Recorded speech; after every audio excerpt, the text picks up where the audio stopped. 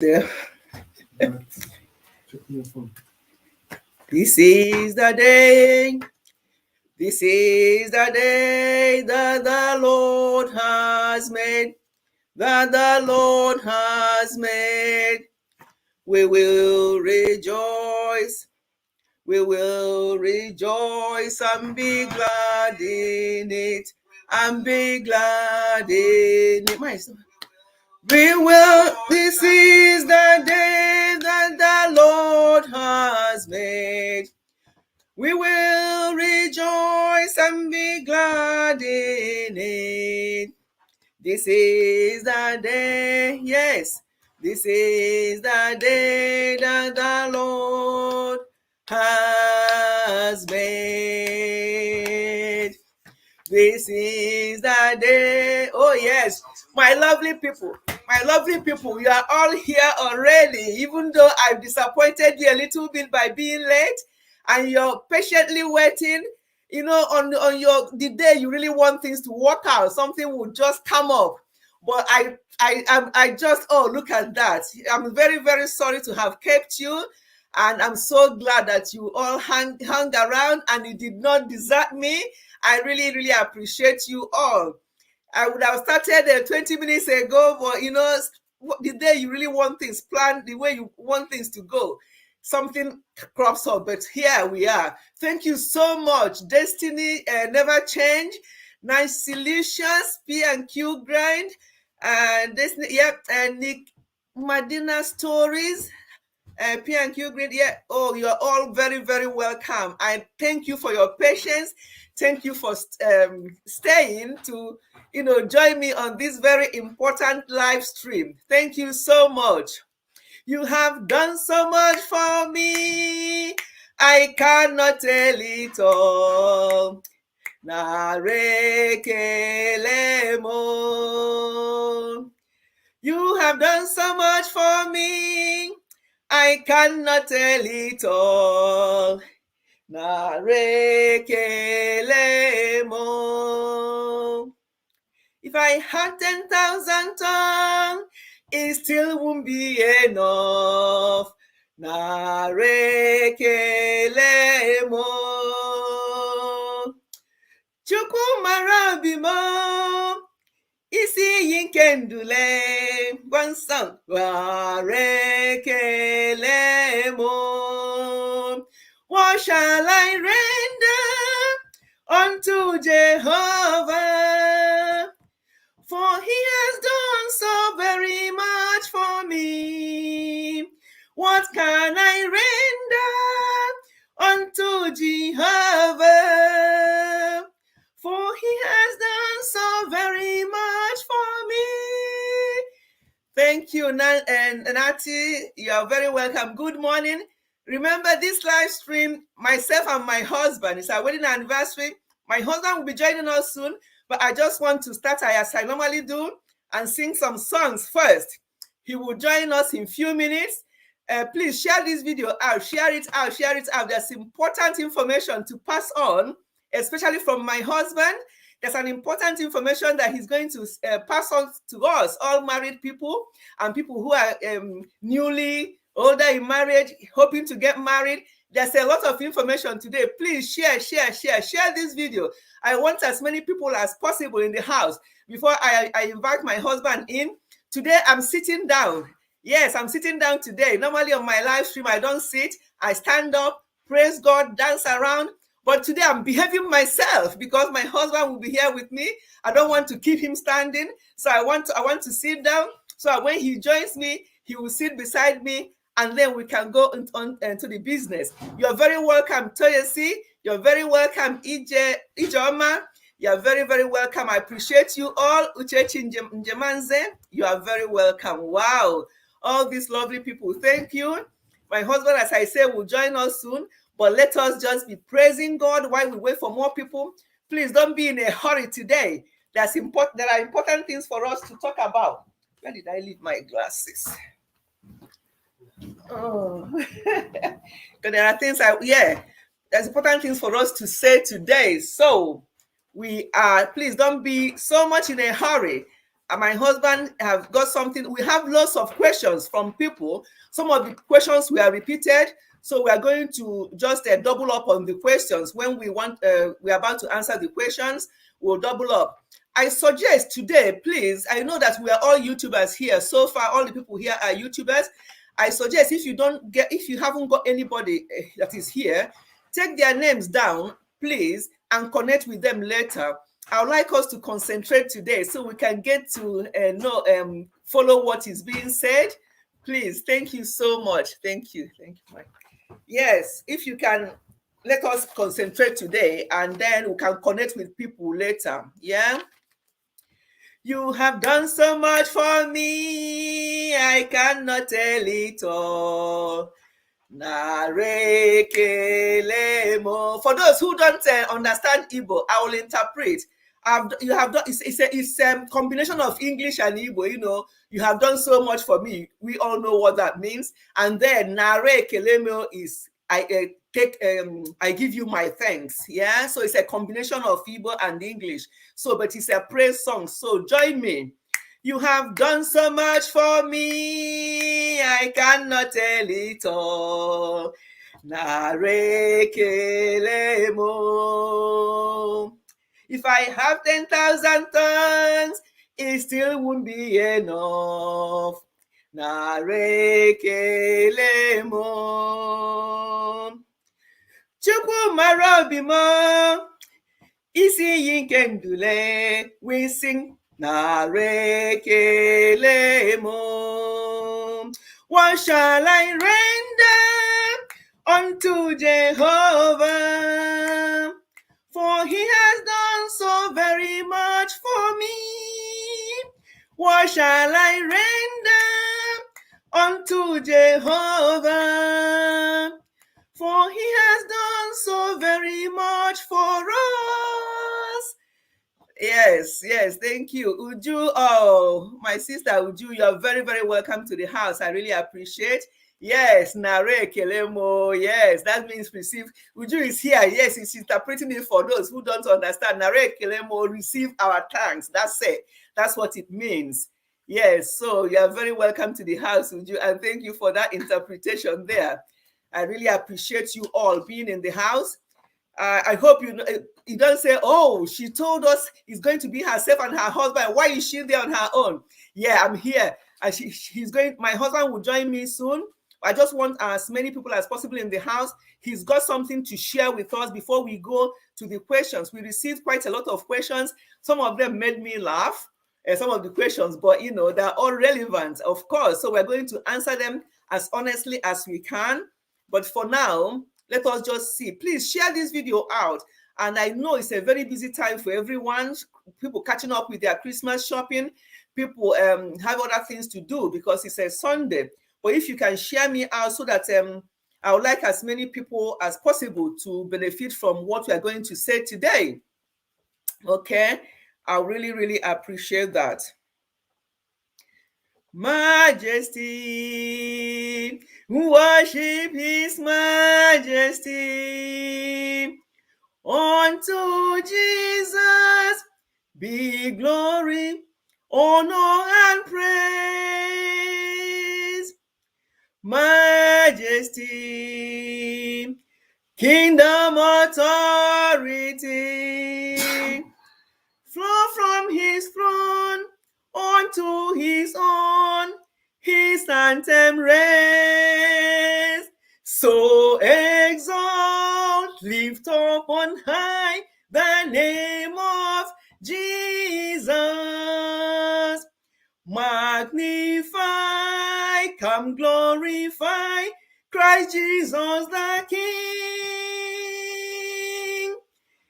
Majesty, worship his majesty. Jesus who died, now glorified, King of all kings. Yes, who else entered the house? Get inspired with Ella. Suitable, you are very welcome, my dear. Very, very welcome. Thank you. It's frozen. Did you say? Can you all hear me? Sorry. Nati, Are you talking to me? You said something is frozen. Can you tell me if you are still following me? Oh, it's better now. Wow. I wonder why you froze before. I'm sorry about that. I don't know what happened. Yes, Matilda Film TV. Thank you. You're welcome to the house. Thumbs up given to me. Thank you. Please, I hope everyone here giving me thumbs up. Please. Okay, it's better now. But you mean it's better, but can you all hear me? Is it good or better or just about? Just tell me what you can see. Tell me it's better now, but it's no more frozen. You can hear me properly. Please give me a thumbs up if you can hear me properly. And if it's flowing okay. Matilda, oh, thank you so much. Thank you. Thank you. Thank you. We hear you clearly. Okay, thank you for that. Thank you for that confirmation. I really appreciate. EJTube, you're very welcome. Farah's vlog, you're welcome to the house. Wow, I love you all with the love of the Lord. Thank you so much for coming. I appreciate each and every one of you. Sharon Miranda, I welcome you. Wow, all these lovely people in the house. I really do appreciate you. You know, leaving all that you're doing. Okay, would you thank you? I'm glad you can all hear me and see me clearly. My husband will be coming in shortly. Okay, Rosie Hanyog, of course. Yeah, I can see your thumbs up. Thank you so much. Welcome to the house. As I say, please, most of us here are YouTubers. I suggest that if you want to connect with anybody, take their names down and do that later. Let us concentrate on this, what we have to say today. I'll be inviting my husband now so that we can start. I think the best thing is to start and then people can join us. You look stunning. Oh, thank you. Thank you so much, Mandy Freeze. Thank you for coming. If I look stunning, my husband might even look more stunning because he's got the same outfit. He's there wondering, what is this woman doing? I have to really say, before he comes on, I have to thank him. You people have to join me to thank him when he comes on now, because it's not easy. He supports me behind the scene, but for him to agree to come here today and do this with me, well, we're going to talk more about love and submission. Then I can say more on that, because there's so many ways you can show love to each other, and this is one of them. He's 110% supportive of me doing this YouTube, but he doesn't like appearing. He just supports me behind. But today, I said to him, there are so many questions out there. People are asking questions, and I can't just answer it alone. You need to be here and share your own side of it as a man as well. So he agreed, and he prepared some things to go through with us. So I'll be inviting him.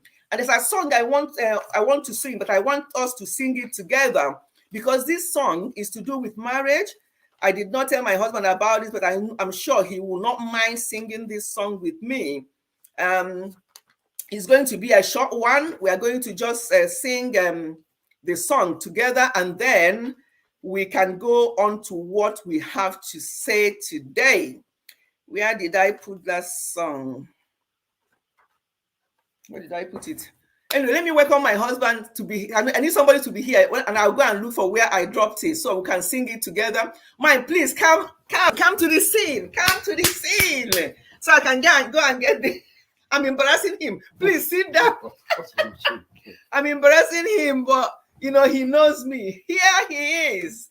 Please welcome him to the house. Keep welcoming him to the house, and I'll go and get the song I want us to sing together. Okay? Welcome him to the house. Don't do your hand like this now. You know. Okay, I don't know what I'll do without you.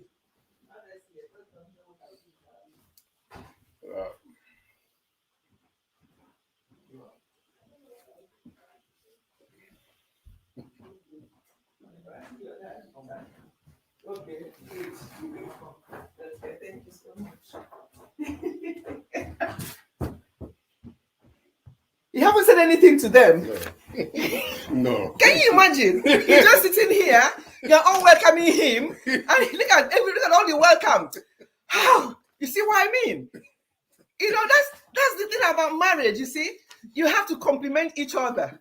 He just sat here for the 5 minutes I went away, and you are all welcoming him. He did not say a word. Mine, please welcome them. Welcome. Just look at all that. Welcome them. Please say something before we sing this song. Good afternoon. Good afternoon, everyone. Thank you very much for your welcome. I appreciate that. I'm delighted to be here anyway. That's it. Thank you so much. You can see we have started our marriage thing already. You can see the difference between the two of us. Before I miss anybody, where is Musisi? I told him that he's going to be a moderator here so he can guide me. So I don't want to miss anybody. I hope I haven't missed anybody when I went out. Custom Sewing Ventures, you are very, very welcome. Ayi Kitchen, you're welcome. Welcome so much to the house, everyone. There's this song. It's in the hymn book, but I just want us to sing the first verse, and then the fourth verse. We're going to sing it in Igbo. Those who cannot understand Igbo here, I will interpret it. It makes more sense to sing that number 4 of that song in Igbo. So we are going to sing it, and I will interpret. But when I start the song, you will know that it's a song that you all know, marriage song that most people sing. That greeting you.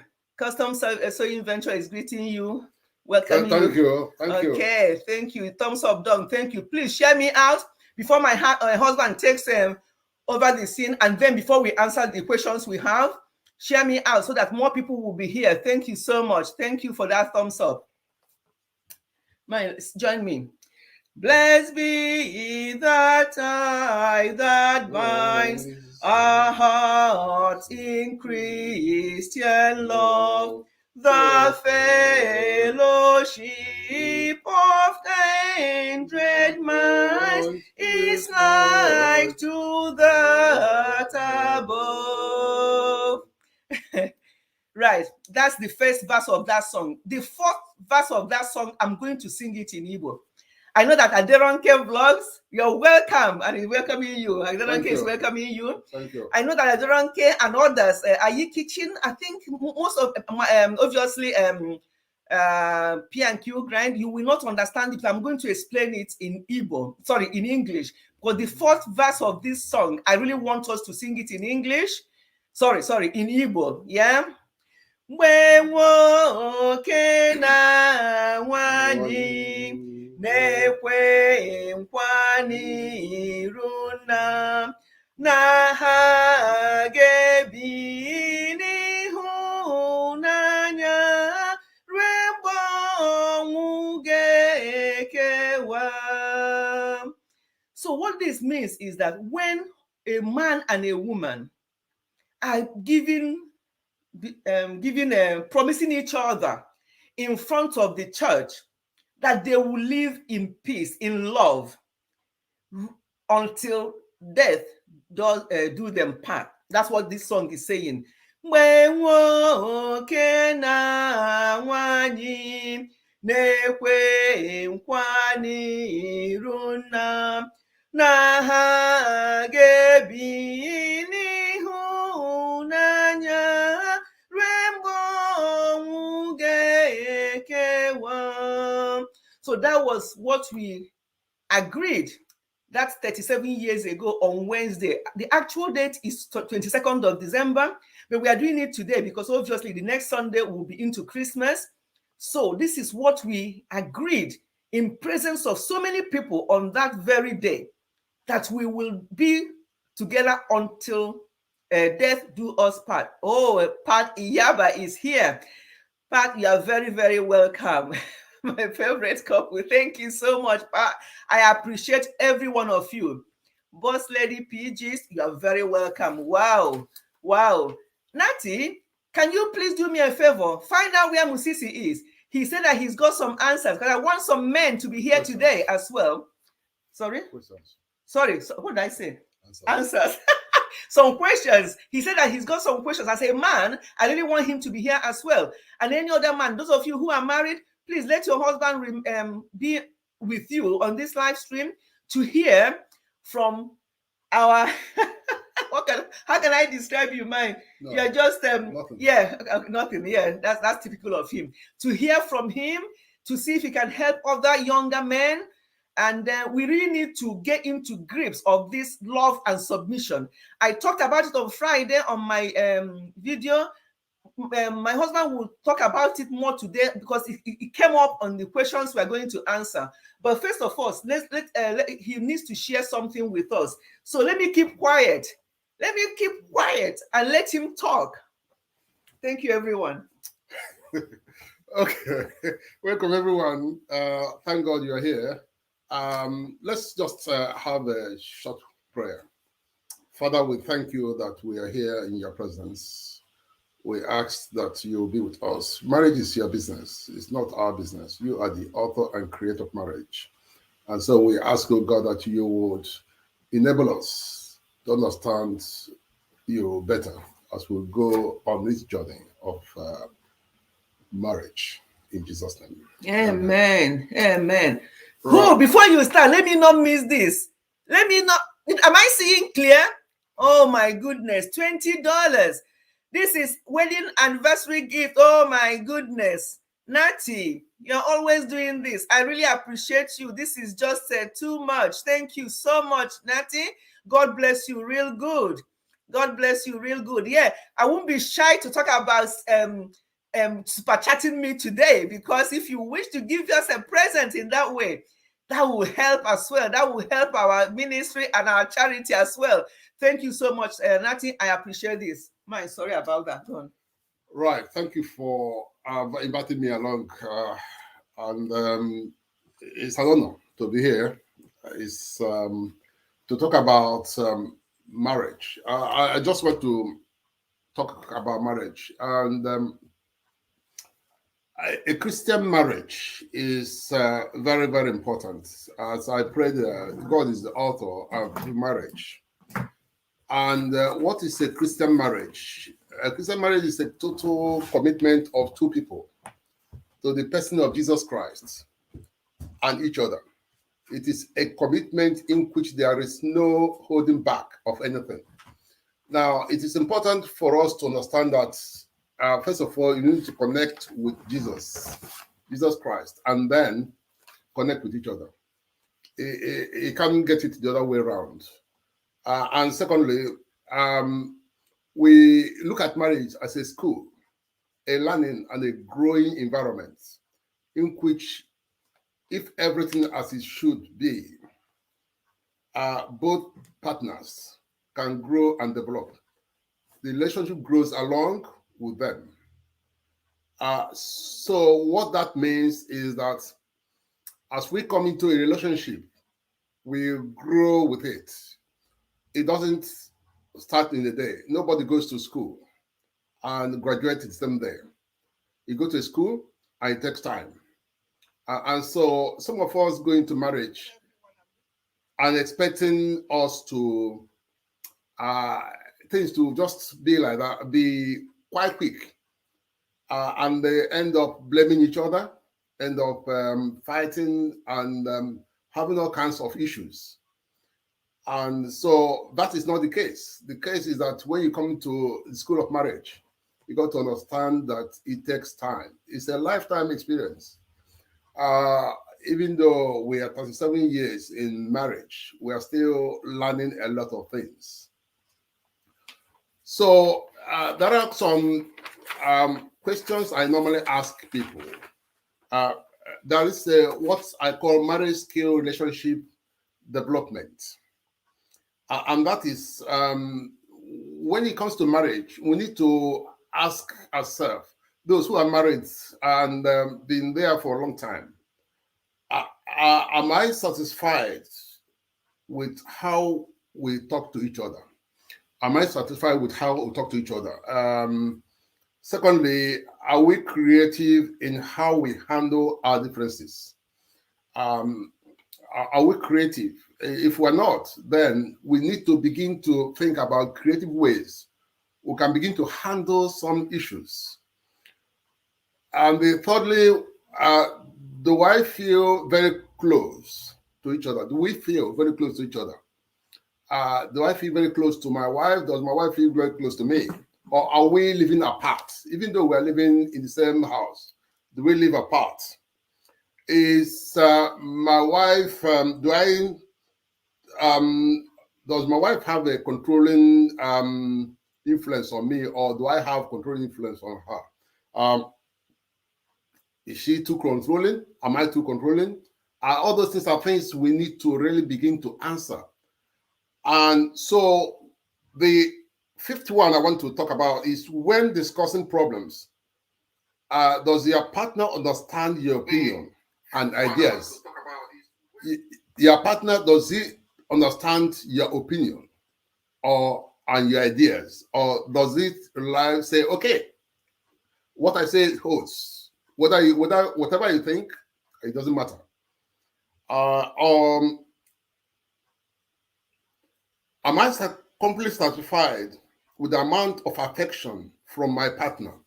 The affection I'm getting from my wife or her from me, am I satisfied with it?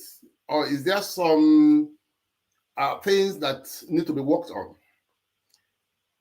Then we have a seventh one is we have a good balance of leisure time spent together and separately. Now, each of us must have a space. You give your wife a space, you give your husband a space, but it shouldn't be something that will take too long. You must come back together and spend some time together, quality time, doing something together that you can remember. Then the other one is my friends or my wife's friends and family. Do they interfere in our relationship? Do we give them the oxygen to breathe and begin to meddle into our relationship or your own relationship, as the case may be? And so these are questions we need to ask, and then make sure that there's something that comes between you and your wife or your spouse. Now, we agree on how to spend money. I mean, this is a big one for a lot of people. There's a question about that, actually. Do we agree on how to spend money? Do we agree on financial feature, or just everybody to his own will and so on? We must make sure we deal with those things. And this, so am I satisfied with how we express spiritual values and beliefs? Now, this is a very big one as well, because everything we do is underpinned by our spiritual values. If we don't have good our spiritual values rooted in Christ as Christians, I don't know about other people, other faith. They can they have their own way views, but my view is in Christ, and so we need to make sure that we look at those values, because your value system is very important. And when you come to marriage, there has to be a paradigm shift. It's not business as usual. When you were a bachelor, there are certain things you used to do, and then when you become married, you kept doing those things at the neglect of your wife. That is dangerous, and I must say that it is not something that should be mentioned among Christians, because number one in your life is your wife, if it's a man, or number one in your life is your husband, if it's a woman, and therefore nothing should come between the two. Now, why do I say that? Because in Genesis chapter 2, verse 2 to 4, the Bible talks about living and cleaving, and living and cleaving, and then there's a physical action, one flesh. So three things there. One is living, the other is cleaving, and the other is one flesh. Now, what does that mean? That means that a man and a woman shall leave their parents and cleave. That means they have to be joined together. Joining together is something deep when it comes to marriage. That means that you are inseparable. And so when you are joined together, when you cleave with each other, and the Bible says you become one flesh. And that is where the mystery is. It becomes one flesh. And where then is the place of a child in this triangle? In this triangle I've narrated. The living, the cleaving, and the flesh. That's the triangle. Where is the place of the child? I'll tell you that children are gifts to a couple. They are not the show. The people who are show are the couple. The children are just a gift. And therefore, a couple should make sure they strengthen their relationship very well, so that when children come, nothing will separate both of you. Children will not separate you. Children will come to you and want to play on each other. You say, well, hold on. My priority here is your mom. My priority here is your dad. But I would attend to you. Because you wouldn't say that to a child, but in your mind, you say, look, that's the truth. Because sometimes children, my children, when they were younger, they will come to me and say, oh, you will go to their mom and say, I want this. And their mom will say, no. They will come to me. And I say, no. What did your mom say? And they come back to me and they say, oh, my mom said this. I say, well, if your mom said that, that's exactly what I said. They say, oh, but you're the head of the house. I say, well, I might be the head of the house, but it doesn't matter. The thing is that two people have to agree on certain points so that children don't play on you, because children can easily play on you and you look like a fool. And once you allow that to happen, then you undermine each other and so on. So that is where living and cleaving and become one flesh is. Because once two people are saying something that's the same thing at the same every time, the children will get that message. They will come and play on each other anymore. Right.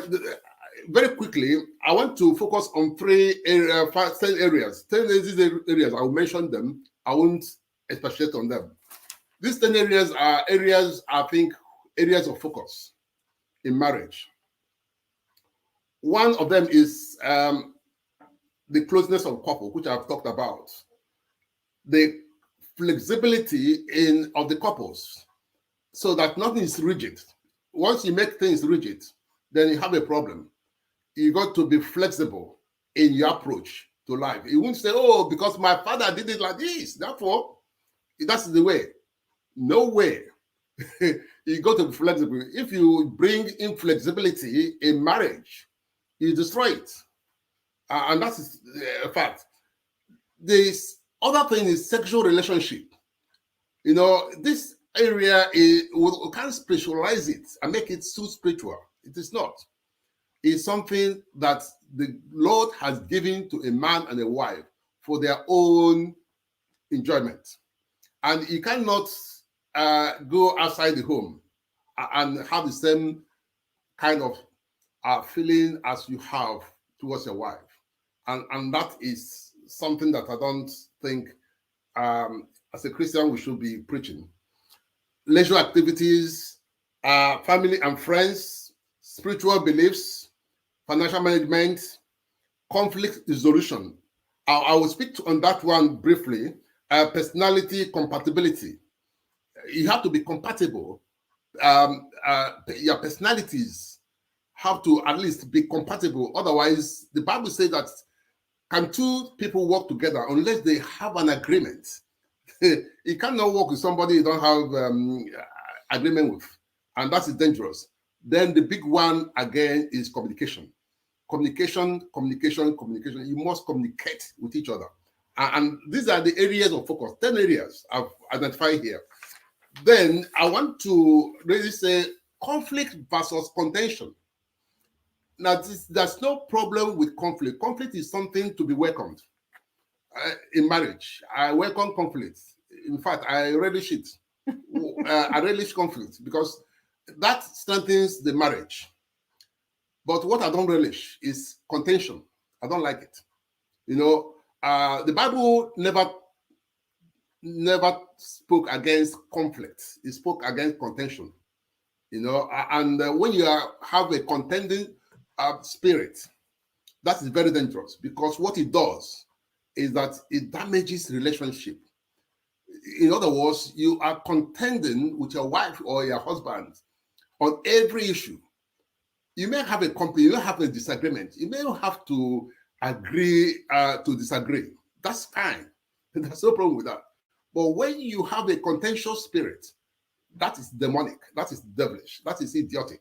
You don't bring it into marriage, because when you bring it into marriage, you destroy it, and it affects the whole place. It affects the children. The children will pick it up, and they will also have contentious spirit. So there are 3 ways you can manage conflict and prevent it from becoming contention. One is make a deposit of love and truth. Just try and make a deposit of love and truth. Look, you need to affirm these things. My wife accuses me of not saying, "Oh, I love you," I do that. I say, look, that is not an issue for me. The issue is in what I do. My action will speak louder than voice. So when I do something, you look at it and say, "Oh, yeah, that shows." Or the way I talk to you as well. So love and truth. I don't want to. My wife tells me something, I'll go and find out, and somebody comes to me and say, "Look, do you know that this is not true?" and so on. That something's happening, and then I said, "But my wife told me something." I said, "Oh, I told my wife I'm coming back home. I've gone somewhere. I'm coming back," and then all of a sudden, I didn't come back. I went to the pub or somewhere else, or to another woman's house, and then when she calls me, because it's mobile phone, I answer. I say, "Oh, so my car tire broke down, got fall apart. I'm trying to repair it, and so meanwhile, I'm somewhere else." That is not the truth. When she finds out, I'll be a liar, and that is a destroyer of marriage. The other one is see conflict as an opportunity to grow. When you have a conflict, you have an opportunity to grow. And lastly, create a win-win situation. None of you will win. So what you have to do is to find a way to create a win-win situation, so that both of you will come out of that conflict satisfied that we have won. And the one say I've won. But what does that mean? That means that both of you have now reached an agreement together that this doesn't make sense, really, what we are agreeing about. Sometimes it's something that is trivial. Okay, so I'll leave it there and fire your questions. If there's one I can answer, I'll answer. If it's not, I'll tell you I don't know the answer. I don't know the answer to everything. Only the Lord knows. Thank you so much. Thank you so much. I hope we have got 1 or 2 things from what my lovely husband have just shared with us. I'm sure we have got 1 or 2 things. But you know me, I am restless when I don't sing. Before we go into the questions that we have today, we have so many questions. And Musisi is here. Now, seeing Musisi, I'm scared, because he told me the other day that he's got 1 page of questions for us. So I'm really worried now, but I think we are equal to the task. So Musisi, take it easy on us. But before then, there's this song that's come up today, and I've sung it before. For those who are coming now, those who are here before, still join me to sing. It's English. The song is in English. So Musisi, Pat, and the rest of them, you may not fully understand, but you'll get the gist of it. It's a praise song. Yeah, combined Igbo and English. You have done so much for me, I cannot tell it all. Narekelemo. Are you not singing with me? Hi, my husband. Now, wow. If I had 10,000 tongues, it still won't be enough. Narekelemo. Look at 37 years of marriage. Bikonu. What do hey? Anyway, people will be telling me, please stop embarrassing him. I'm not embarrassing him. He's just always like 30-something years. And he's still like this. Look at how he's putting his hand. Chai, let's start. You have done so much for me, I cannot tell it all. Narekele mo. If I had 10,000 tongues, it still won't be enough. Nareke. See the admiration. Chai! Are you people seeing what I'm seeing? Oh yeah? Don't see, but just be doing what you're doing. I love that. Chuku mara bimo. Isi yinkendule. We now sing. Narekele mo. What shall I render unto Jehovah? For he has done so very much for us. What shall we render unto Jehovah? For he has done so very much for us. Right. Okay. My lovely people. Hey, you people killed me with questions, so let me bring it up and let's start. Unless is there any question here? Yes, would you narrate Kelemo? Yes. It's lovely. So sorry, I said I'm going to interpret, but I'm sure it's straightforward. It's English. There's some Igbo there. Narrate Kelemo, would you interpreted it before? Take our praises, receive our thanks. Yeah. It just there's combination of English and Igbo, so I don't think I need too much interpretation there. But I just love this song so much, among many others. You look both spectacular. Oh, thank you. Thank you for all this lovely. You people are making me feel like a new bride now. Let me before I even go to the questions. Are you people seeing what I'm seeing? Look at how he's looking at me. And that's what some of his brothers will say to me, that I have to be careful before my people. I'm from Orifite in Anambra, and I'm married to my lovely husband's place in Imo State. And they'll be saying to me that I have to be careful before my people will come and ask them to start paying another bride price. You can see the admiration. Hi. It's making me feel somehow. Joy, Alicia Joy, you're very welcome. You're very, very welcome to the house. Right, let's go to the questions.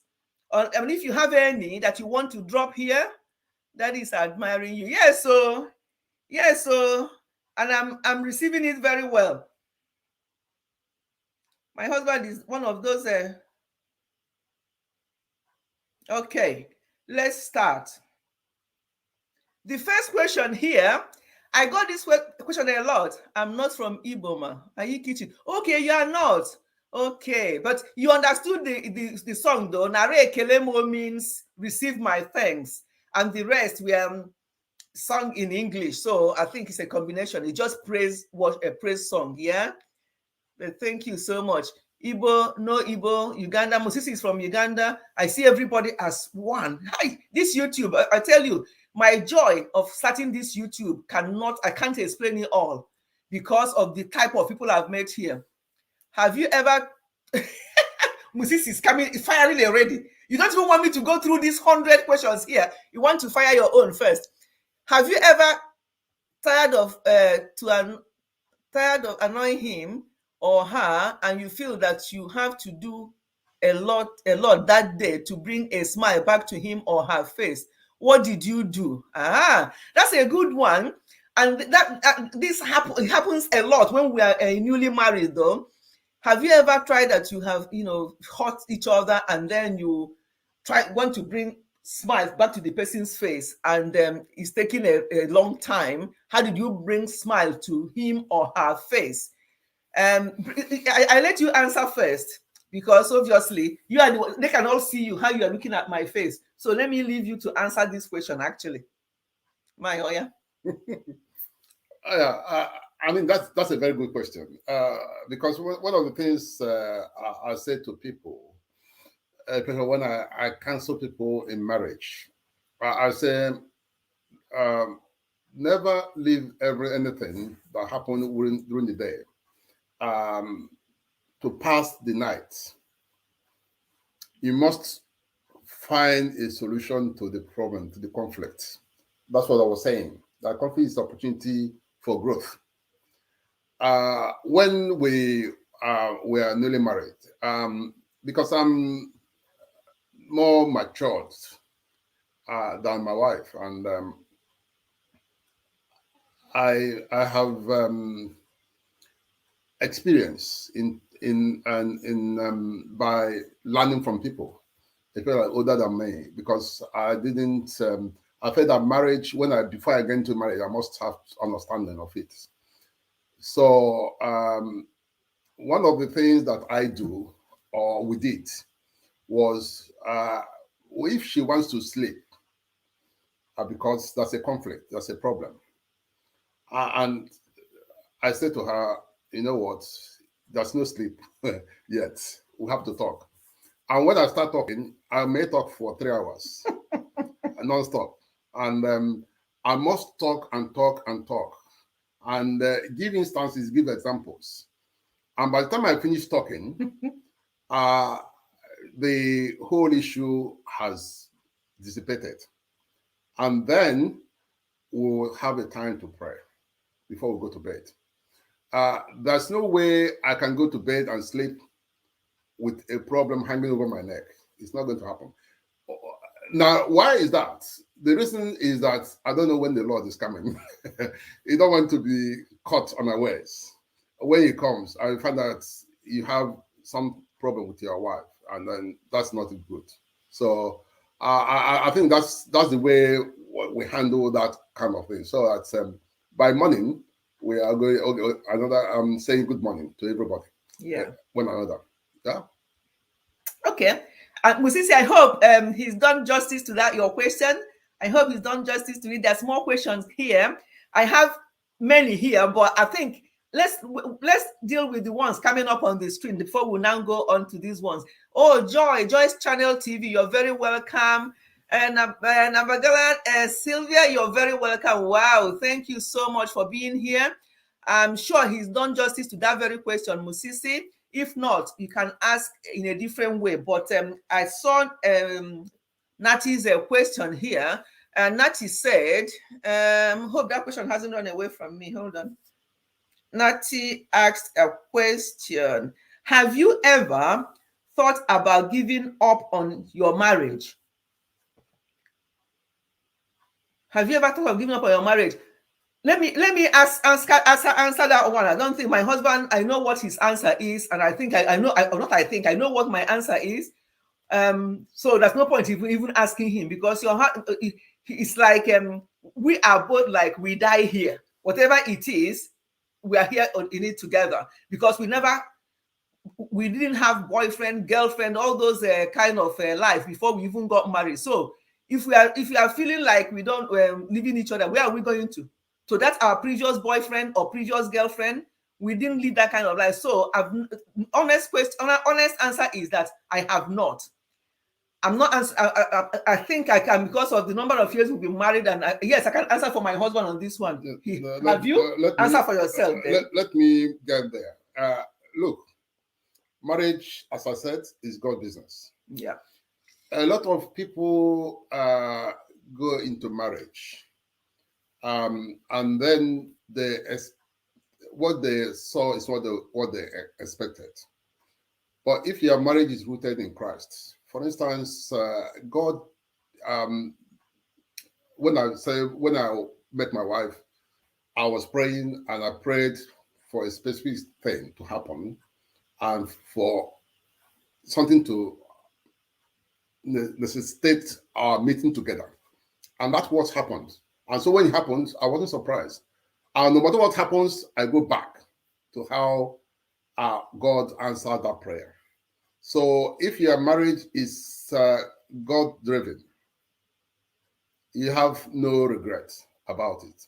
It's only when it's driven by flesh that you have regret. Yeah. Okay, so that's that question. I'm just trying to welcome more people in the house. I saw Mary's Lifestyle TV. You're very welcome, my dear. Joy, I think I've welcomed you already, right? Yeah. Okay. How can she be calling me? Oh, I don't know how do I. Sorry, a call just came in. Oh, another super chat. Thank you so much. You people are really, really, thank you so much, Mary's Lifestyle TV. As I said today, I'm not ashamed to ask anybody that wants to super chat me. Why not? It's my wedding anniversary, so I'm allowed to ask for anything. And I've already had a few already before and now from Mary's Lifestyle TV. I really appreciate. Thank you so much. Joyce Channel TV, network is disturbing me. Oh, I'm sorry to hear that, but just connect as much as you can, okay? Congratulations. Thank you so much, Mary's Lifestyle. Thank you, thank you, thank you. I really appreciate. Right, some of the questions here, if you still have any question to drop it, and I'll go back and make sure that I don't miss any question. But let's start from the ones here. And Joy is greeting you, saying hello to you, Joyce Channel TV. Thank you. Okay. How do you settle fights, stroke issues, stroke arguments? This came at, we have covered it, haven't we? I think it's more or less what we just covered. Yeah, we covered it actually. What Musisi asked, yeah, of course, yeah, the same thing. So it's already covered. Yeah. Lily's platform, you're welcome to the house. Let me come to that as well. Okay. It is important that you don't argue in front of your children. Yeah, I think I said that in one of my videos. You don't have a fight, as it were, in front of your children. Fights. I don't know what you mean by fight. If it's not physical. We never done physical before. But if it's something like a conflict or disagreement, and you're shouting at each other, you don't do that in front of your children. Like I said before, everything is settled in a bedroom, nowhere else. And one of the things I told my wife when we married is that our families will never get involved in our marriage, in our relationship. Everything that happens will happen in a bedroom. Simple. So that, and the children have gone to bed, and then we can talk about issues, not outside the bedroom. So this is how we handle it. Okay, thank you. And the next question is, what do you think is the secret to happy long-term marriage? I'll let you answer most of these questions today because they don't see you often. So let's hear from you. What do you think is the secret to happy long-term marriage? Well, the secret is to, what I said before, is to remind yourself, what do you want? What do you really, really want? Once you answer this question, then you don't have any regrets in life about anything. And before something I want to drop here is, it is dangerous to think you work on your wife or your husband. You can't work on an adult. Changing. Yes, we're working on it. Okay. It's working on the person's character. Try to change the person. You cannot do that. It's not up to you to do that. The only person you have control over is yourself. Who you become in marriage is very important. Both of us have changed since we got married, in many ways. We the preacher at a wedding said something. He said that a man has a hole and a woman has a hole, and it's the responsibility of each of you to fill each other's hole. And when you fill each other's hole, they become one. It becomes complete. It cannot be complete when one hole is empty and not filled. So that is very, very crucial. And I must make sure in my own life, try to make sure that I work on myself. And if I change, everything will change. My wife will change. And the people around me will change.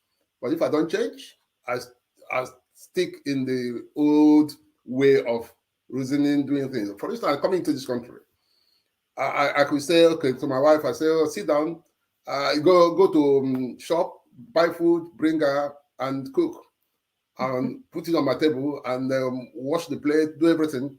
And that is tantamount to slavery. And so if both of us have to work, then both of us have to share in every responsibility that comes with it. Yeah. Thank you so much. Yes, that's basically what we do. For our last thing, every and let me just add something here. Every marriage and every couple is different. Yeah. When it comes to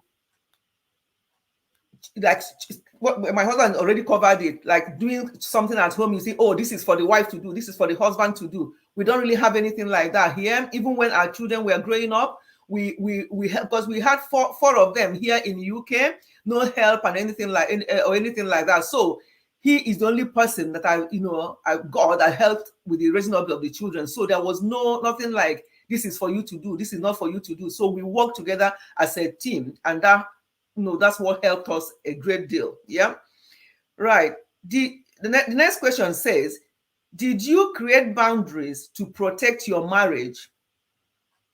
This is what to remember about boundaries. I think what this person is talking about is boundaries. What I think is boundaries in the sense that there are things we allow inside our marriage, or there are places we don't go, or there are things we don't invite in to our marriage. I think that's I think so. There are things you don't allow to creep into your marriage. One of the things I do not do is I do not go attend an invitation without my wife. And if I have an invitation, I say, okay, right, I'll get back to you. Let me ask my wife first and see whether it's convenient for her. And any party, we have to go together. So the same vice versa. And so we try to make sure that when we are outside the house, we are together. Somebody sees me and says, oh, yes, he's married. Or I don't want to go out there. And somebody sees me and say, oh, probably he's single, he's not married, and so on. I don't want to go. So there are boundaries in that sense. There are things, one of the things I used to say to my wife is this. When we have a conflict, I say to her, look, there is somebody on the door. That person is waiting to come in. And the longer the conflict goes, then there's a problem. The person will just come in and then we'll take opportunity of that space. And that person is the devil. And so we'll make sure that we keep the devil out of our marriage by talking and resolving the issue earlier on so that we can grow together. Thank you so much. I'm sure you've covered that very, very well. Right. The next question says, when did you know you will end up getting married to each other? When did you know that you will end up getting married to me? To moi? I didn't know. Bearing in mind, people who have not heard my story before, bearing in mind that we did not know each other before, it wasn't arranged marriage, but we didn't know each other for the first time. You didn't know? Okay, let me make you people laugh a little bit. Oh, Sweet Fingers Dish, you're very welcome. You're late. It's okay, my dear. You can go back to replay and catch up. I think you need to catch up with what was done in the beginning, because my husband here, gave some analysis of marriage and stuff like that. Please go back and replay that. Yeah. So this question, let us not shy away from this question. It says, when did we know that we'll end up getting married? I think it's best for you to answer, to be quite honest, because okay, let me say something then, because if my husband that would juggle his mind to answer. We actually met, I've known the family. It's like I'm going from one family to the other, because my husband's younger sister was and still is my best friend. Surprise, surprise. People will think that, oh, once you get married to the brother, things will change and all the rest of it. But no, if anything, we are still as strong as anything. Hello, everyone. I'm Mommy Ifechi. Thumbs up. Thank you so much. James Diary. Oh, I know you have a live stream today. So I was wondering whether it's going to clash with mine, because I would have loved to. Sorry, but I'm glad to see you here. Let us know when your own will be. Thank you so much for coming. Musisi asked a question, but let me just finish this one quickly before I see what Musisi is saying. So when we knew we were going to get married, I don't know. As I said before, did you operate like that in your younger years? Did you operate like what? I didn't understand the question. How did you meet? Okay, Ijoma. Okay, your question, Ijoma, how did you meet? It will now come to what I'm going to say now. Yeah. So that this is answer to your question, Ijoma. And I don't know what Nati, can you expatiate? You said did you operate like that in your younger age? Just tell me what that means. Anyway, so younger sister, my friend, and still my friend today. She lives in Miami, and so I visit on my way to for Christmas, because that's why everything about us is about over the Christmas period. And we eventually got married over the Christmas period. On my way home during a Christmas break from ENU, was I in ENU nursing school then, ENU hospital. But I branched over to see her briefly and then passed the night and then head to my own home. And then that very day, that was the first time I met my husband, because I know that my friend has older brothers. She actually has 4 older brothers, and then herself, the girl. So that was the first time I met all of them. Mind you, I was only 20. What's 20-year-old thinking about marriage for? My older ones are not yet married. Anyway, so there was nothing like that in my mind. But because Mama and Papa knows me very well, they've been seeing me, they must have liked me. So when that day, they now thought, opportunity, because my husband and the other brothers were there. He's the oldest of 7 children. So Mama and Papa wanted him to get married as soon as possible. And then they felt that this would be an opportunity. So they talked about me to him and the other siblings. They talked about it. I didn't know. And then he now came. My husband, being who he is, I don't want to, there's so many chats there. I'm going to catch up. When my husband starts talking, I'll try and catch up, okay? Okay, don't worry. If I miss your chat, I'll go back when my husband starts talking. So the same night, I'm going to go the next morning. The same night, my husband is one of those, those of you who are near my age. I don't know, not all of you here is near my age. In those days, we call them SU. We call them Scripture Union people that just carries their Bible. They don't look at any other woman. So his parents were a little bit concerned that he may end up getting somebody that they will not get on with in this house. Being the first one, they want him to get it right. So they actually talked about it. And then he came to me in my friend's, his sister, my friend's room, where I was on my own. When he came, I was reading the Bible. And then when I saw him, I was like, he just said to me, "Oh, hello," and we just chatting. And my husband, he didn't know me before. He had just heard about me and seen me for the first time. Do you know what happened? He proposed to me that night. Yes, that's how our own proposal went. Will you marry me? Will you marry me? And I looked at him thinking, what are you saying? What marriage? What is marriage? Anyway, the rest now becomes history, because I couldn't wait for that night to end so I can go back to my home. I'm like, what's marriage? Anyway, so that's how it all started, and then the rest is history. I don't want to bore you with the long story, but that's actually Scripture Union in Anglican Church. Yes. My husband is one of those, no girlfriend, none of those things, and so on and so forth. So that's how we met. It may not work for many people, but it worked for us, and it works so well. So we have to start learning each other. And that's why I say to you that that was at the age of 20. That December, I was still 20. March, the other following year, I was 21.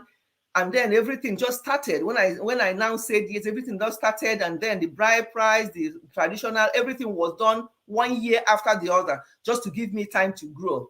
Sorry, I've spent so much time on that question, but I wanted to explain that to you properly. Right, let me see what I've missed. I'm sorry, I've missed so many chats and so many people coming in. Did you operate like that? You haven't explained what you meant. Has she explained? What does it mean? Okay. Musisi said, what is Mama Ifechi's best vacation place apart from Nigeria that you wish to take her again? I mean, we have been to several places. We've been to several places. I think the one that we enjoyed most was the cruise. The cruise we did, we've done cruises 3 times, is it? So before the lockdown. So if anything, that's a very good place to be, because you get to see people, meet people, and eat good food. You know, too much food. Too much food. Oh God. Too much food. So have enjoyment, isn't it?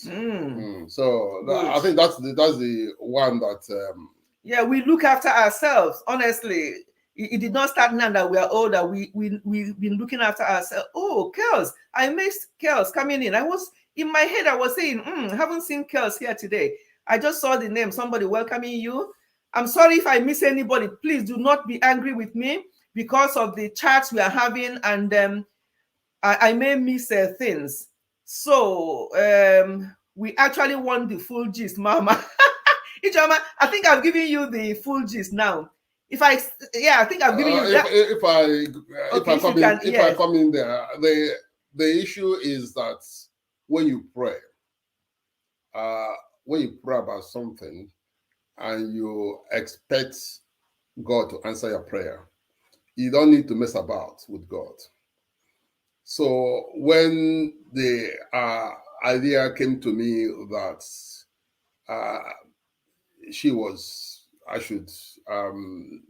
my parents were thinking about this, and my brothers and sisters were thinking about her. And I spent some time saying, okay, the only way I can find out whether to see if God will confirm what he was saying to me is to propose straight to her without even mentioning words. It was so funny. And that's what I did. I just went to her. I said, will you marry me? That's it. I haven't met her before, but I needed to do that in order to make sure that God is the one that is leading me and not me leading myself. Because there are two things. One is natural discernment. The other is spiritual discernment. So am I in the flow of the Holy Spirit, or am I in the flow of man? You know, and so I allowed the Holy Spirit to take over. And that's what happened there. So, but as she said, the rest is history. Once you know the basis for your relationship, then there's nothing that would shake you. The wind will come, the storm will come, you still stand. And people will be wondering, what's happened? And to be honest with you, nobody knows what is going on inside the house. It's only us know how we struggled all through. Okay. Thank you so much. Ijoma, he says I haven't told the full gist. Ijoma, leave me alone. No. Wrap my account now. What other full gist do you not want to know? Oh, and also Alutu, that's my Obelenwa. I call him Obelenwa to embarrass him. Obelenwa is in the house. He's my most senior sister's last son, and he's now married, but I still call him Obelenwa. Uzo Alutu. All the way from Abuja. You're very welcome to the house. Thank you so much for coming to support your auntie. Selvin's Kitchen. Sorry, I did not I missed you coming in. Welcome to the house. Please let me welcome people to the house, and then we can go on to the question. I think there's a question here. Jane's Diary, I've welcomed you before. I think I haven't missed anybody. If I have missed anybody, just please, what is your advice on home financial? Okay, I'll come to your question, Uzo. Let me ask this. That's one I saw up here. Jane's Diary is asking, have you ever needed marriage counseling? No. No, never. My husband is my counselor. He's 7 years older.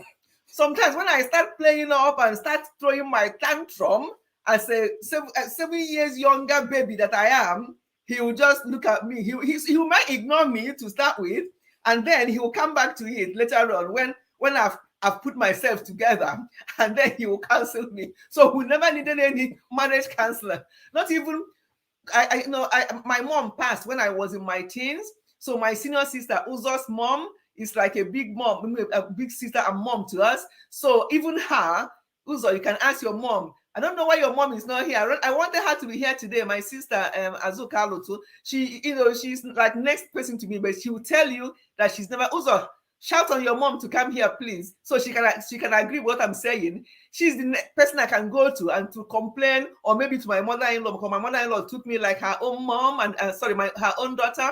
But no, we never had a marriage counselor, because God blessed me with a counselor. And my husband, if he can't counsel me, then nobody can. I can't listen to anybody. I can't even understand what that other person is saying. But so no, so we have not. That's the answer to that question. We have not. Have I? Is there another question there? I have. Yeah. Did you see one? Uzo said, my Obelenwa said, please, what is your advice on home financial management? I think you've touched on it. You touched on it before, but can you expand? How do we manage our home finances? Because this is a big issue. I think it's on one of the questions here, as actually, but since Uzo has asked the question here, we might as well deal with it now, and then we don't go back to it later. How do we deal with our finances? Because this is one of the major issues in marriages, how people handle their marriages, their finances. You hear people saying, oh, my money. Oh, I put 10 pounds petrol in her car from my money. So it's Amina's choice. You are very welcome, my dear. Sorry, I hope I haven't missed anybody. But it's quite an important discussion we are having today. If I miss you, please do not just chat again and I can get back to you, okay? So financial management, this is very important. This is thank you. Thank you, Uzo, for asking that question. It's one of the things that cause problem in marriage. I realized that when we got married. In fact, before we got married, when I made that proposal, and then we began to talk. One of the things I said to her, how do you want to handle money? What's your own view about handling money? And she gave me her views. I said, okay, no problem, that's fine. Every other thing involved. I do not force people to do something that is not within their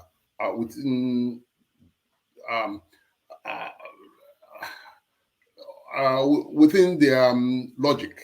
You know, if I can put it that way, they have to accept what they're doing. That is the right thing for them. So what evolved later on was something that could give us a bit of independence. Mm-hmm. And that means that we have to create an account. An account we call the joint account, which is a budget account. Mm-hmm. In that account, we pay certain amount every month into that account. And so that account takes care of all our bills. Then whatever is left, she holds it. That is her own money. Whatever is left, I hold it. That's my own money. In that sense, of saying, oh, this is my money, this is that. No. But however, what happens is that when there is a problem with the budget money, then we pay more money into it. But what that means is that we gives us the opportunity to pay our tithe, pay our distance, so that we do not go to each other and say, oh, sorry, who took money from here? Why did that money go from that account?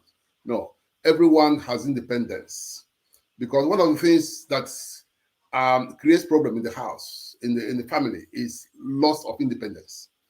When a woman or a man loses his independence, then it creates a problem. So financial independence is very important. You need to create that opportunity for the woman to keep. There are a lot of things she needs to buy for herself. And she doesn't have to come to you and say, oh, I'll go to the budget account. And no, she has to keep the money and use it for her listening.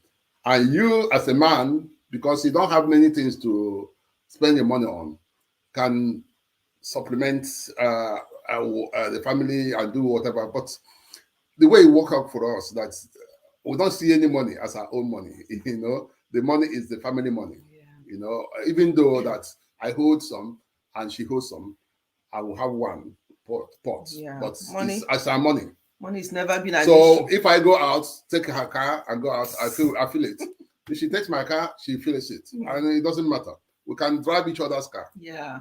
It's only named your car and your car because we have to have an insurance, have to have somebody's name there. Yeah, that's it. That's about it. That's it. When I used to, I've been working from home now for nearly 2 years. When I used to go out to work, whichever car has got more petrol, I jump into that one and off.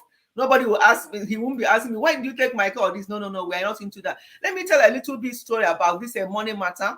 I remember so many years ago, well, when I say so many years ago, it makes you look so old, but it's so many years ago when my husband turned 50 and I did surprise party for him. Never again. When you want to do a surprise party for somebody who will be the one helping you, it's always a problem. But I did it and I achieved it. It was so good. Our sons were much younger, but they all helped as well to make it that secret. Anyway, what I'm trying to say about money was that for that surprise party I did for my husband, the money was from our joint account. Just to tell you how we don't care, we don't worry about money. Money was from our joint account when I used to buy all these things and do the catering, this and that. The money obviously went down. My husband till today never asked me what actually happened to all this money in the joint account. What happened to the money? He never asked as we speak. So that shows you how we deal with money. Money is not an issue. I just wish I would have more to give out. I like giving, I like blessing people. Both of us, we love blessing people. That's what we do with our money. Blessing people. We have orphans that we support. We have people that we support. So instead of money being a problem for us, we look for those people that need it, support them. People that we are better off than, isn't it? That's what we always think about. What do we do with, we don't even have so much overflowing, but it just gives us joy to give. So money for 37 years has never been an issue for 1 second. Yeah. So I hope we have done justice to that one. Is there any other question coming up there? If not, let me go to the ones on the phone. We have quite a lot here. Thank you, my dear. Honestly, I just wish that people will get it. I'm not saying we haven't got a perfect marriage, but I wish that people will get it. Oh, keeping up with Angela, I'm glad that you're here. Welcome to the house. Thank you so much for being here. I wish that people will get it, honestly, and then marriage will be so sweet. And there won't be any need for all this. Wow, amazing. Thank you, Ijoma. Thank you so much. That's why I wanted so many people. And I'm glad that so many people are here to listen to us. We are just being as honest and as transparent to you all as we can. So I'm glad that you are all here and that you are getting one or two things from this live stream today. And please, thanks again to my husband for him to be here. It's part of that love we are talking about. We are going to go back to love and submission. Did you talk about it earlier on? Yeah. No, we have to go back to that love and submission so I can tell you, we can share more about that love and submission. I talked about it on my video on Friday, just a little bit, but we need to talk more about that so you can see how easy and how simple it is to submit when everybody does their own part, does what God said that they should do in the home. He's a happy man and you're making him today feel happy when you remind him each bit of his life that the Almighty has given. Oh, thank you, Musisi. I'm glad you're here. I'm so disappointed. Well, not disappointed that there's much men here. I hope those of you who are married that your husband is at the background listening. If they're sleeping, wake them up. Tell them to come up and hear from another man who is talking about marriage. I want men. I don't want you to pass it on to them. Let them hear from another man, because we're going to. There's one question that I got here. Please don't go. This question is actually a juicy one, and I really want us to hear my husband. He's the one that will answer that question. I'm leaving that question towards the end so he can deal with that question that I got about 3 of those questions. Yeah, right. The next question here. Well, he's saying, how do you celebrate your anniversaries? Let me just go quickly there. We don't do much with that. We know that every 22nd of December, which, as I say, 22nd of December is our actual day. We're doing it today because the live stream is today, and when 22nd is Wednesday, it's a weekday. We can't do it. Yeah. So what we do, we've already booked for Wednesday where we're going to go to have a romantic meal. Embarrassment galore today for him. Anyway, so we've already booked, and that's what we do in our little way. We just make sure that day is for us. I've taken the day off that day to make sure that we celebrate each other. Yeah, that's the simple thing we do. Obviously, when it becomes a big round figure one in the next few years, by the grace of God, when it will be a round figure one, obviously, all of you, it's not going to be virtual, it's going to be physical. You are all going to come to the party when there's a round figure wedding. But the other ones, we just go out and make sure that we do things together. And the next question following it immediately is, how do you, I know there's some things there I'm going to read. How do you celebrate a Valentine? Yeah. Valen what? Did I hear you say No, sorry. Our Valentine is every single day, 7 days a week, 30 days a month, 12 months a year is our Valentine. We have never, for 37 years, if that day exists, we don't know. Because we have I have examples, not because, but I have examples of people who celebrate this Valentine. You see the big card, the flowers, the chocolate, and everything that they do for each other. And then what happens? A lot of nonsense going behind the scenes. Love is not supposed to be for one day. Our Valentine is every single day. So we have never for one day celebrated it, but our Valentine is every day. Yeah. So let me stop here and let me look so I don't miss anything. Maybe if I engage my husband in talking, I can now go back to answering something. Let me see if I have missed any questions. There's lots of questions here, but I think it's important for us to answer the ones who are live today here. I can see, okay, love each other. Oh, Kels, yes, we do. We do. And it's not just by mouth, it's just a practical. What you see on this screen today is what you see behind the screen. We don't pretend. If I'm not happy, you will know, actually, because I don't pretend. I cannot be smiling. And he knows. If I'm not happy, all of you will know. I won't. I'll come here and be, and if he's talking, I'll be like this. If you know husband and wife who are not living well, go and watch them, especially some of these pastors. They will be preaching and their wife will be like, I see, that is, you are talking to them. You're not like this at home. What when you see any man talking, watch the wife demeanor. We can't pretend unless there are women who pretend. I can't pretend, you know. So yes, whatever you see here is what you see behind the scene. That's why I'm always smiling. People wonder why I smile all the time. This is the reason, because I have peace. Yeah. And I think I give you trouble sometimes, but you know, he shrugged his shoulder and gets on with it. Right. So let me see. Made him to confide in front of the you made him to be confident in front of the camera. That's what we always do, sir. When you're busy with office work. So yes. Ijoma, many of the men believe that they already know everything and hence do no need to for any counsel or advice from anyone. Well, I don't think my husband does. Even though he counsels me, he doesn't think that he knows everything.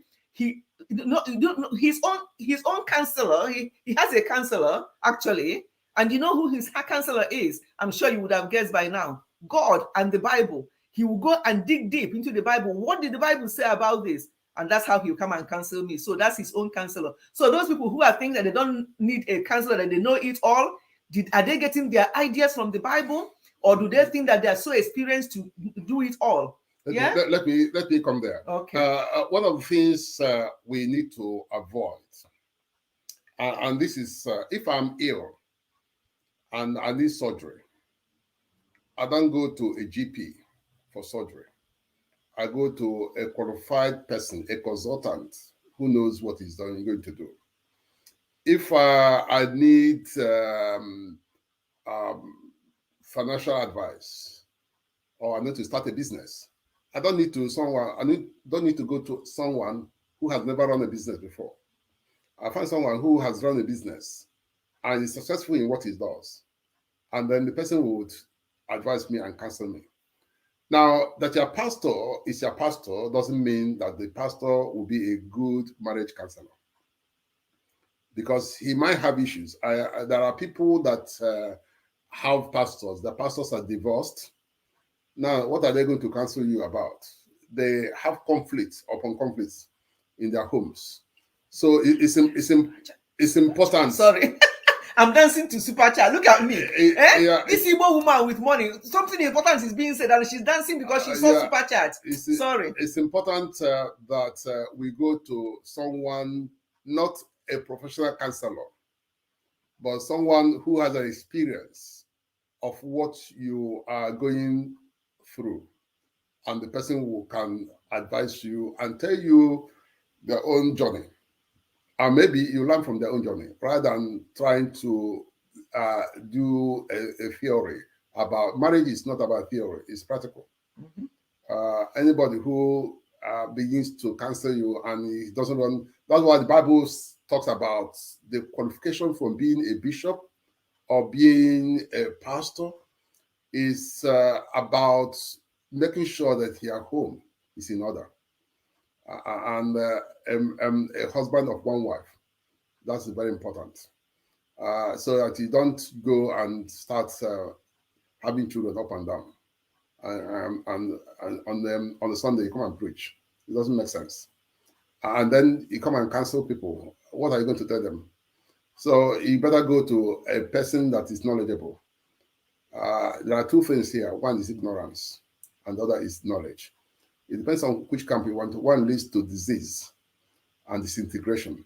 The other leads to at ease and creation. Yeah.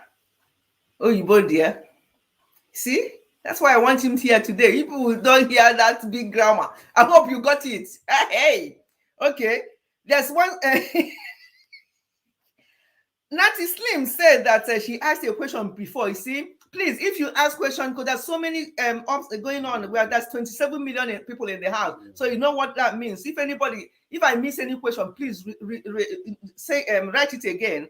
And if I missed you coming into the house, please just say something so I'll know that you come into the house. I'm sorry if I have missed anyone. Please, it's not intentional. Just say something again. So Natty said, I previously asked if you always go everywhere together in your younger years. Yes. If you have a common unless it's where we can go with children. Unless it's where and you will be reluctant to go. Unless it's where we you'll be reluctant to go. If we mostly where we go is the fellowship. I can't remember. That's where we normally go. Yeah, we go to fellowship. When with the children. With children all the time. I can't remember even in our younger years, anywhere you go without me or vice versa. The only problem was when we got recently married in Nigeria. And I was involved in, I was in the executive committee of fellowships. And because I was in the executive committee, she can't go with me to those meetings.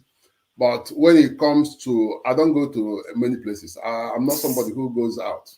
I'm the one that drags him out sometimes. The only place you see me is either I'm in the fellowship or I'm in a fellowship meeting at work. These are the places you can get me. You can't get me in a party. I don't go to parties. You know, when I got married, we go to parties. When I got married to her, then I started going to all those things. And then when he goes, let me expose him a little bit. When you go to those parties with me, hey, my husband will sit down. I will be the one. Do I get up and dance for you people? You people already know how I dance, so I don't need to show you my dance steps. I will be the one dancing and enjoying the party. My husband will just be there, just like he is now, with his smiling face, looking at doing this, doing that to me. He will come with me onto the party. Once he asks me, and when people invite us to the party, and we both agree that we are going to go, we'll dress up. My husband will dress up to sit, not to dance. But it's okay. I dance for him, my own, and I dance for his own. No problem. So that's how. That's right, our big daddy. We never stop learning, but make sure you are learning from the right people. I'm still learning even after 33 years. Exactly. Spot on. We'll have to learn from the right people. There's no point, but if people don't have any experience, what have they got to offer you? Nothing. Thank you so much. My new member, Ayi Kitchen, I really appreciate you. Thank you. I can see people are enjoying this. That's what I love to see. People are enjoying what you are doing. He thinks I'm talking too much. Now, did you people hear him? He said any more questions so I can get on. And if I leave me now, I'll keep talking. I'm opposite of my husband, but we have to complement each other. Can you imagine if we are both? Do you see his hand like this? Oh, you can't see. Can they see you? His hand is folded. So if we are like this, you can't complement each other. So life will not be sweet. I think I saw my sister. I think I saw Stella Onyemu. I was about to say, answer Uzo's question. Uzo's question. Uzo, what did you ask?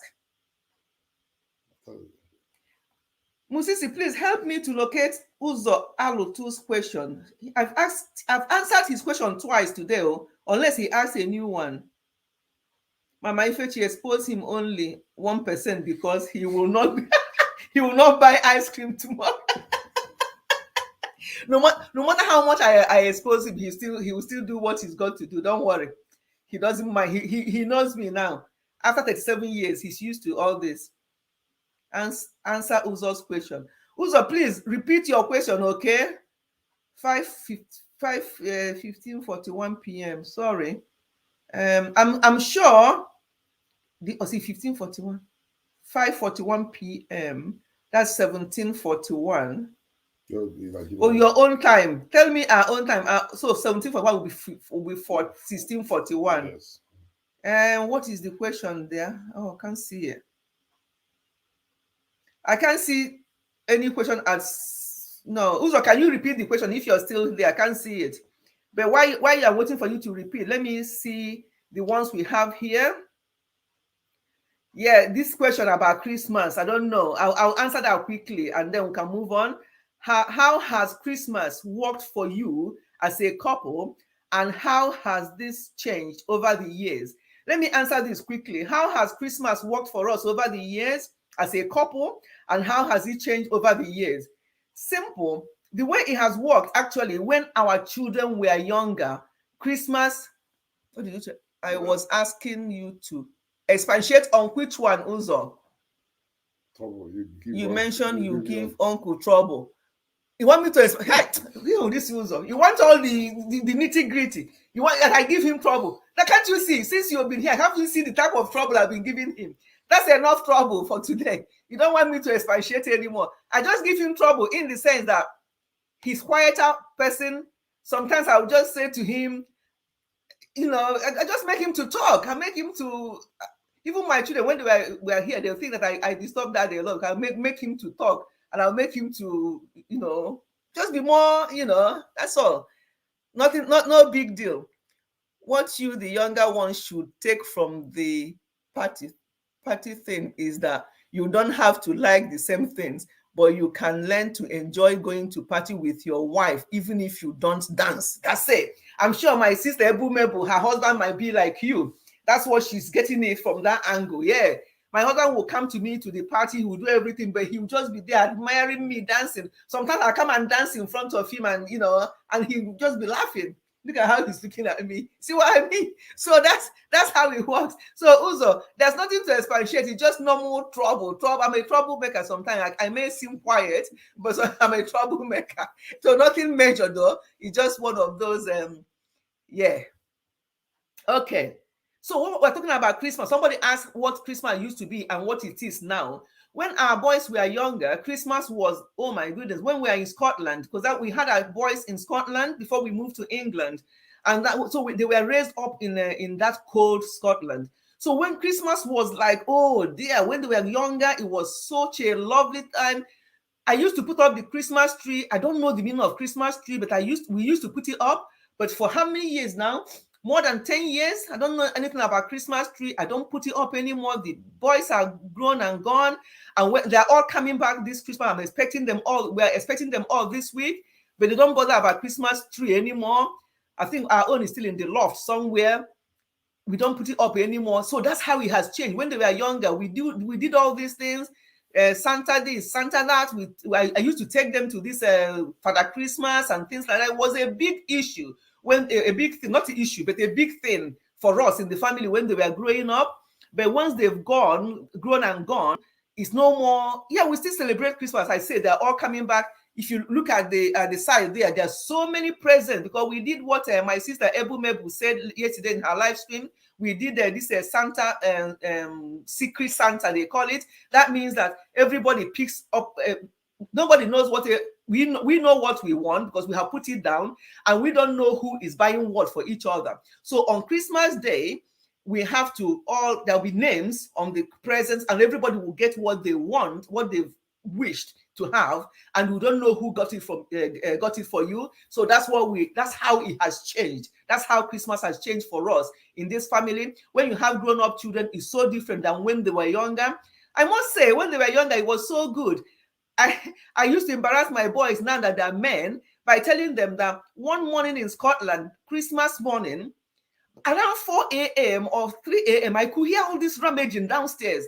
And I'm like, I look at my time, it was 4 a.m. I'm thinking, oh my God, I hope we haven't been boggled. What's going on downstairs? And I go up and went down. Who did I see? This boy, our last son wasn't born then, or if he was born, he was a baby. But these other three, we are downstairs rummaging and trying to open. I'm like, what are you doing? So they thought it was already morning. That's how excited they used to be in those days about Christmas.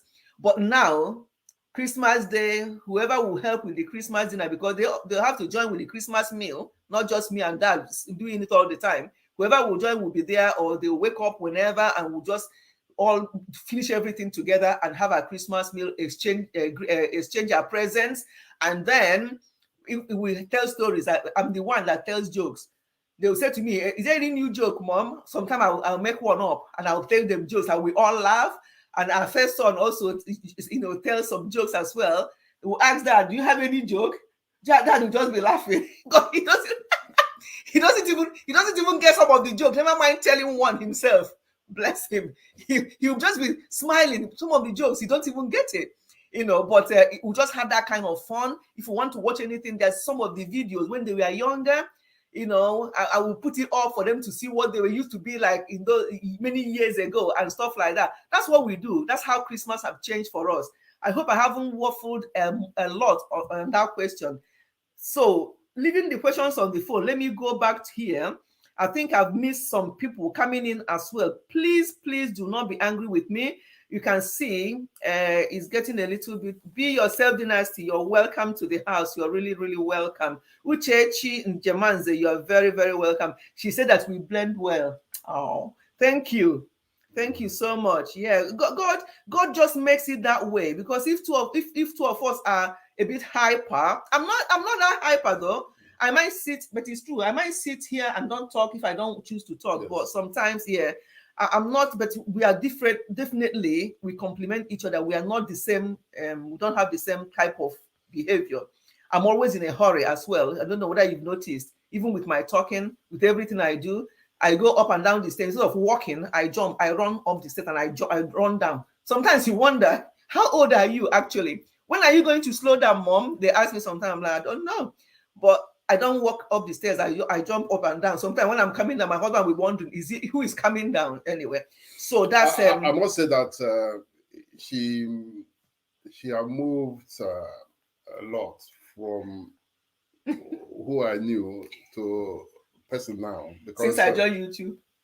Yeah, I think YouTube had made it even so. Yeah, you see, you don't. A lot of times, talents are buried. Mm-hmm. People have got talents, and are buried. And I'll tell you one thing again, because when we were in Scotland, she came to join me with our first one, and she wanted to do adaptation. Yeah, I'm a nurse here by profession. To become a nurse, a qualified nurse here. Yeah, a qualified nurse here. But it was difficult. And one of the things I noticed was her demeanor was not where it should be. So, and for years we had a third son. And when we had a third son, she was not happy. So I registered her with Open University, but still she wasn't happy. One day, God said to me, look, you know what, Hubert, you go to this college, see what they have there, pick up a form, and give it to her to complete. And as soon as God said that, I just got up and went to that college. Asked them, do they do this course here? They say yes. I said, okay, do you have the form? They say yes. I collected the form, came back, I said, complete this form. And as soon as she completed it, I took it back and they gave her admission. Her demeanor changed. Her face changed. I said, well, God has done it. And so she went there, did the course, and was able to do her adaptation and started working as a nurse. And the rest is history. So it's important to really recognize what's going on in your, because one of the things that kills marriage is when the man is progressing his own career and the woman is not progressing as well. It does engender bad feelings. And so I didn't want that to happen. So I needed to bring that up because when we are talking about love, it's important to be able to look at each other and make sure that the other person is on the same page as you. Yeah, just in a nutshell, I'm a nurse by profession. And so when my husband came to got a British Council scholarship, I've said that before in my previous video, but let me just recap quickly to know where we came from. In the 80s, to do his master's, he finished his master's, he did his PhD, so he's actually got he's a PhD holder. So when I came 6 months after, I joined with my first son, who was 18 months at the time. We joined him. And then that was when I had to do this adaptation and all that my husband was saying. So how he helped me to stabilize and get back into nursing, because I did my nursing and midwifery in Nigeria before I came over. So that's how I established into nursing again and then progressed from there. So what he was saying was so correct, because without his support, some people came then, after all, he's got his PhD, he's now Dr. Hubert Ezurim. What's the problem? You sit there and you're talking down on me and stuff like that. But he did not do that. He carried me along. That's how I got to where I am today. He carried me along. In fact, at a point, they'll be wondering, where is your wife? Because he's the one that's going to submit the form. He'll go and do this. Because I had my third son. He was a baby. So he was the one going to Queen Margaret College to hand in the form, do this for me. And they'll be wondering, is your wife, why is she not doing this herself? So this is part of what I'm talking about, love. When I talk about love, men who are in the house, or those who are listening, or those who will listen, love, it doesn't just show, it's not one way thing. There's so many things you can do to show that love. And that submission will be nothing at all. So I'm sorry I've missed so many people that have come in. Stella White Dynamics, you're very welcome. Be Yourself Dynasty, I think I've welcomed you before. I really appreciate you all being here. Lucy's Insights, you're welcome. Young wife, I hope you are getting some things. You came late, you have to go back and replay and hear what we said, what the lecture my husband gave in the beginning. You need to get some of those, yeah? So those who are late, you can replay and watch. Yes, so thank you so much, everyone. Let me see if I have missed any. At Lily's platform, you have a burning question. Ask it, because I will not help you in future when this moment is happening.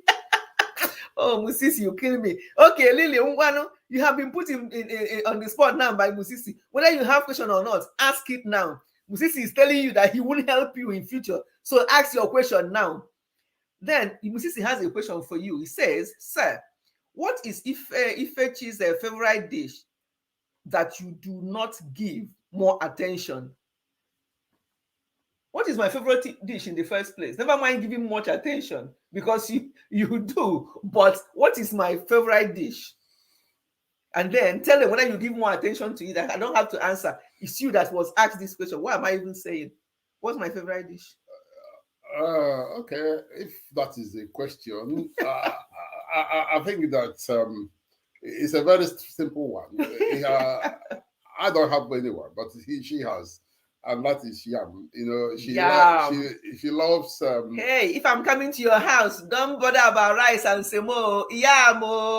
Anywhere you want to cook the yam, cook ham. That's me. So he got it. And he pays attention to it. Let me answer that one for you so we can move on. Uzo said that this question is for you. Wow. This one is for Uncle.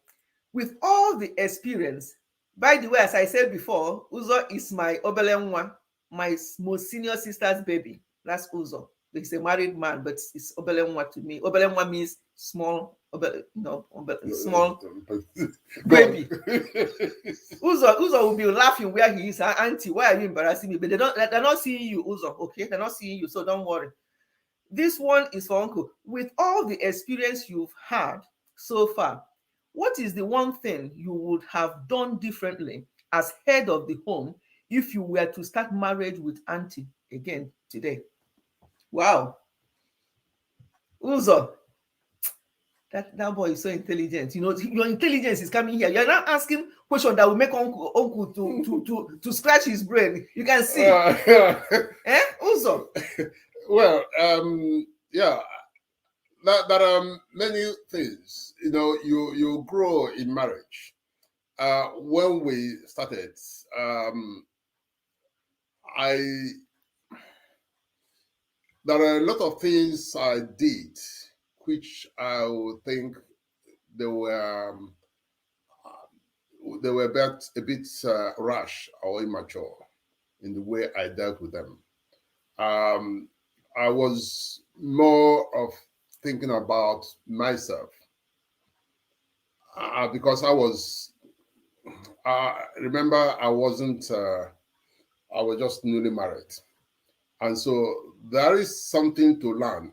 One of the things that that hit me was the fact that I have to really change my pattern of life. And so I thought, okay, right. So one thing I could change was my thinking initially of what I was getting into. Though I knew what I was getting into, but I didn't get the full picture until we began to live together. And then I began to see the whole thing unravel. And then for me, it is important I take hold of it immediately before it runs away from me. And I didn't have time to develop that. So I would say that one of the things I would change is leaving her and my son behind. Only for 6 months. Yes, it was 6 But months. But that 6 months was like, you know, there are many things I need to catch up initially, because when you marry and you want to be with your wife and your child, and you need to really help her to handle certain issues, but it didn't happen. So, but it was a short period. I could have changed that, you know, but it was forced on me that I had to go. I didn't have any choice in that. The other thing has developed is I need to get angry about certain kind of behavior that I was seeing, certain things that were happening around me, and I was questioning, what is going on here? And sometimes she will apologize, but the point that I needed to manage my anger. Then one thing that happened was I had to work on myself. I have to make sure that myself, I'm strong, myself as a Christian and as a head of the house, to make sure that I give my wife direction on how things will go. And hopefully both of us will come together. And it happens now that sometimes we'll make a statement. I will say something and she'll complete it, you know, and she will say something, I'll complete it. And we want to get somebody money. Say, what do you think? I said, let's do this. And she said, oh, how did you know that? That's what I'm thinking about. Yeah, happens all the time. So the thing that we have converged because we were able to deal with certain things earlier on that I may have gone as, but I cannot put my finger on one thing. It's a catalog of things, you know. Also, it's a catalog of things. There are things that marriage is not a bed of roses. When you come into it, there are so many slippery slopes you got to go through. But you know, it goes up and down, up and down. But eventually, we got there. But we're not home yet, because there are some things that we want to do better. But you know, now we have a better understanding of ourselves. That's what matters. Yeah. Okay. Lily's platform. My question is, as a young couple then, was there any moment you felt like quitting your marriage? Okay, we have answered that before, Lily. Maybe you weren't here. Or regretting your marriage because of misunderstanding. If not, how did you manage your misunderstanding? We have already done this before, Lily. I'm happy you said misunderstanding. Yeah. Okay. We talked about conflict and contention. All right. Some people have contentious spirit, and that is a spirit that you need to kill in a marriage. If something is about misunderstanding, that's not a problem. I don't have an issue when we misunderstand ourselves, but we need to then come back together and explain things to each other and say this is why it is there. However, if there is a misunderstanding, there is a need to say, I'm sorry. I'm sorry is a big one for me because my wife says sometimes that I can even apologize to An aunt. An aunt. If he steps on an aunt, he can say sorry. Because one of the things I've learned is in order to diffuse a problem, in order to make sure that there is no issue hanging over your neck, you need to come to a point and say, let me swallow this saliva, and then say, I'm sorry. I didn't mean it that way. But it happens. And so that's it. And both of you would be happy and move on. But when you go on and on and on to justify what you've done, what I say to people, you are digging a hole. Because that hole, you get into it, you can't come out of it. And there's no point doing that. You better say, I'm sorry, and move on. I mean it. I mean it. Not, yes. Not just, I'm sorry, if that's how you feel. No. That's not a serious that's sorry. Not, that's some sorry. People do that. No. So you have to expatiate on that sorry. Yes.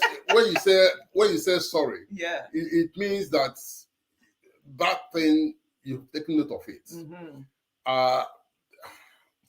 Once you take notice of something that has happened in your marriage or in your relationship, then you make a note of it. And when it happens next time, you say, oh, I didn't even remember. Then you instruct yourself. Now, we say that decision is giving yourself instruction and carrying it out. When you give yourself an instruction, you decide, I'm going to do this. This is what make a conscious effort to do it. Don't just leave it there because the other person is watching. Work on yourself, not on your wife, not on your husband. Work on yourself. Yeah. Because if you change, your husband will change. If you change, your wife will change. Yeah. And another thing I've learned a lot as well from my husband is that he tends to make excuses for people. When I complain to him about something, even now, when I say that, oh, look at this, he will say, oh, maybe this is why they did it. I'm like, why are you always making excuses for people? Just for his own sanity. And it's helping me as well. He makes excuses for people. He will tell you, maybe this is why they did it. Maybe they didn't mean it that way. I'm like, were you there when they spoke to me like the way they did? And then, so he's very helpful. He makes excuses for people a lot until they step on his toes, until they meet them face to face, and you'll be like, oh, yeah, but he makes excuses and he helps us a lot. Yeah. I think I've missed something. Let me go back. Lily, I hope we have answered your question very well. If not, how do you manage your misunderstanding? Yeah, we have answered that before. If you go back on the chat, but I think he has done justice to it now as well. And my sister Ebu said, please, all you, the younger ones, listen very well. 30 plus years in marriage requires work and understanding. Of course, the way we are now, it's hard work. If we didn't work at it, we wouldn't be like this today. Maybe by now that our children are all grown up, then will disintegrate. So it's hard work. I'll tell you one thing. When I try to deal with an issue, my wife is the one that will say, no. Is it this small thing? And I said to her, look, I don't consider any issue as small. That's why you're 7 years older. See? I don't consider any issue small because every issue that comes to me is serious. I deal with it. And if I don't deal with it, tomorrow another issue will come up. I'll put that one, the new one, on top of the old one. Another one will come, I put that on. One day I will explode. And then you'll be wondering, it is this small thing, but it's not the small thing. It has been happening. And then the other thing is never refer back to what happened yesterday. Because yesterday is gone. Yes.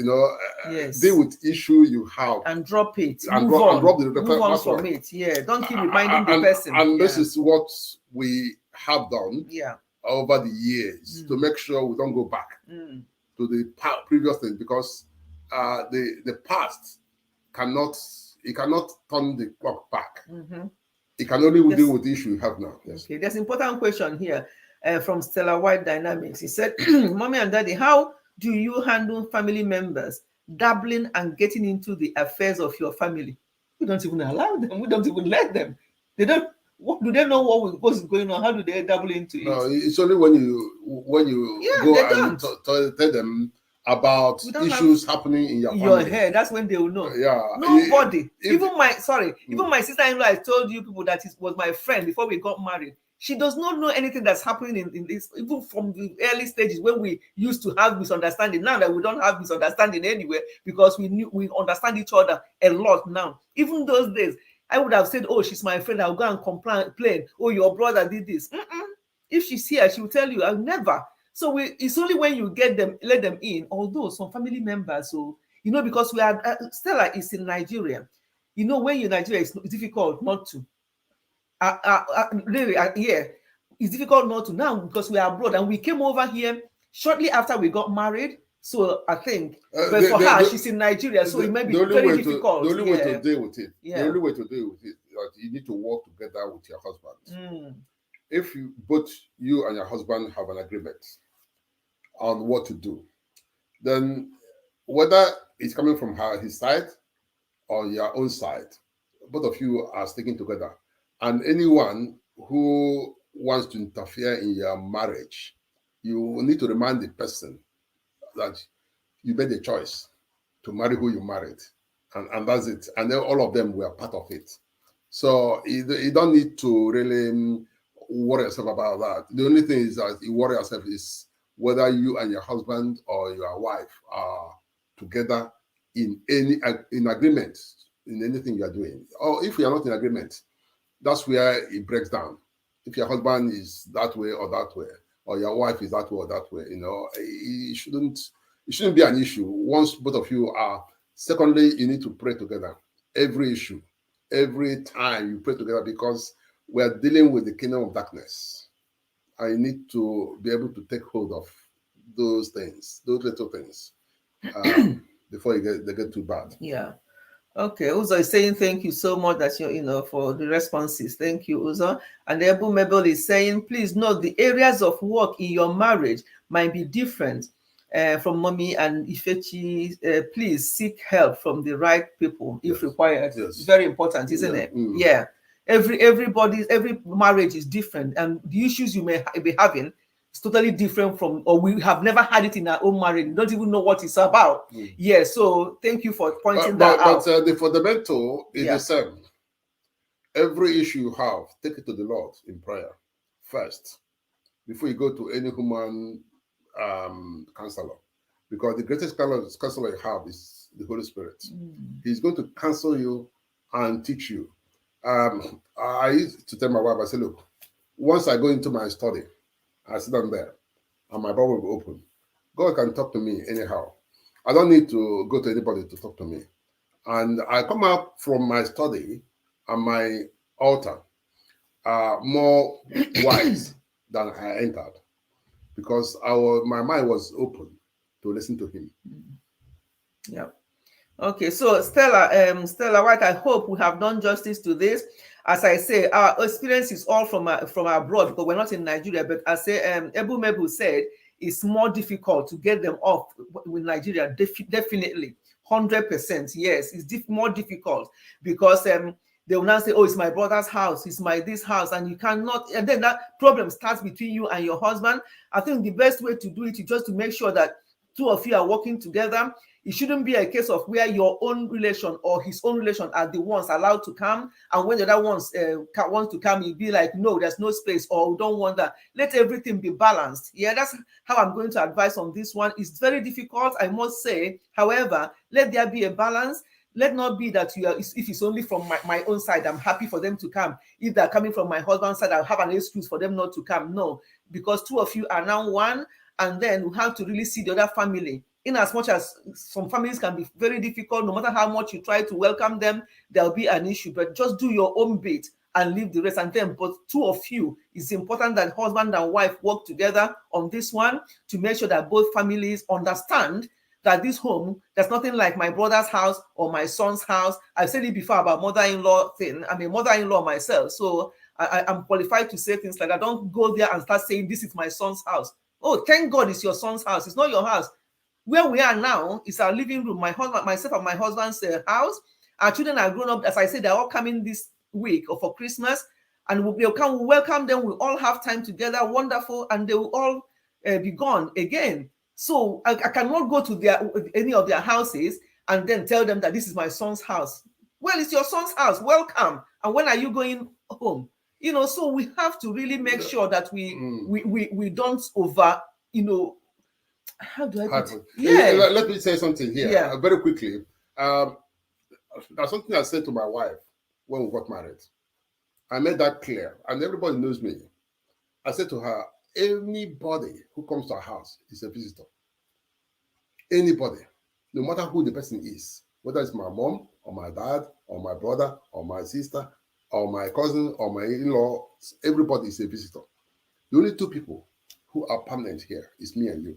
So treat people who come to your house very well, because when they go, what they will remember is the good thing you've done for them. But if you do the bad one, they will remember it as well. That one, in fact, will be eternal, because they're going to tell stories about that one. So I learned that. Nobody told me this, but I learned it, that this is how it should go to be. And so anybody who comes to my house, I make sure, if my wife is tired, I get up and cook for the person and do everything. I make sure that the person is happy. No, I don't mess about, because the thing is this: if you are not careful, the person will go and tell tales, and it will put you in a very difficult situation. Yeah. Thank you so much. We have this live stream is taking a lot longer than I normally do, but I'm glad that you have your questions. Do we have any more questions here before I go on the one more on the ones on the phone? There's the one on the phone here. Let me go to that one now before we start losing a lot of people. Let me go to this question because it's very important. And men, Musisi, I can only identify you as the only man here. This will prepare you for marriage. Yeah, this question is for men, and I would like my husband to give it a good clearance for that. If you need to set up men's ministry, because the younger men need support to assume the God-given roles and responsibilities. There are more women readily available to the women. Yeah, it's true, isn't it? But you have men's fellowship, but that men's fellowship is not really about this. No, it's not about. But you need to set up what my sister Ebumebuli is saying is very, very correct. Some men, they don't understand it, and sometimes it's not even their fault. It's the upbringing they had, the way they grew up, teaching them that you are a man. That brings me to this question I want to say now. You are a man. Whatever a man does, it's you as a woman. You are a woman. You are told when you are growing up, you'll be told, don't you know that you're a woman? Why are you behaving like this? Drop that into your head, but for men, yeah, it's okay. Oh, I have some of my Filipino gang coming on now. Oh, so beautiful. Happy anniversary to you guys. God bless and keep you too. Amen. You're welcome, Rosie Cash and Leo Chung 10. I hope I've said it right. Thumbs up given. Thank you so much. I really appreciate you in the house. Thank you. You're welcome. Let me go to this question. There's so many questions here, but I don't think we can deal with all today because we've got a lot on the chat, more than we anticipated. So I don't want this live stream to go on and on. But this one, Yeah, it came from 3 people. And man, I would like you to please give this question a good explanation to people. If your husband is not listening, please make them to listen or share with them what was said about this particular question. Yeah.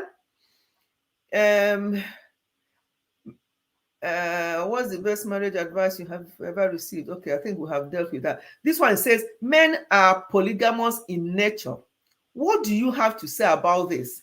Before you even go there, polygamous in nature, do you know what polygamy is? Polygamy means when you marry more than one wife. I think this person wants to say promiscuous in nature. Let's call it what it is. Because men can go out and do whatever with many women. It's okay, but when it's a woman, it becomes a problem. So men are polygamous in nature. What do you have to say about this? That's what this question. I got 3 of them. Okay. Yeah. Promiscuous. I don't think that that is something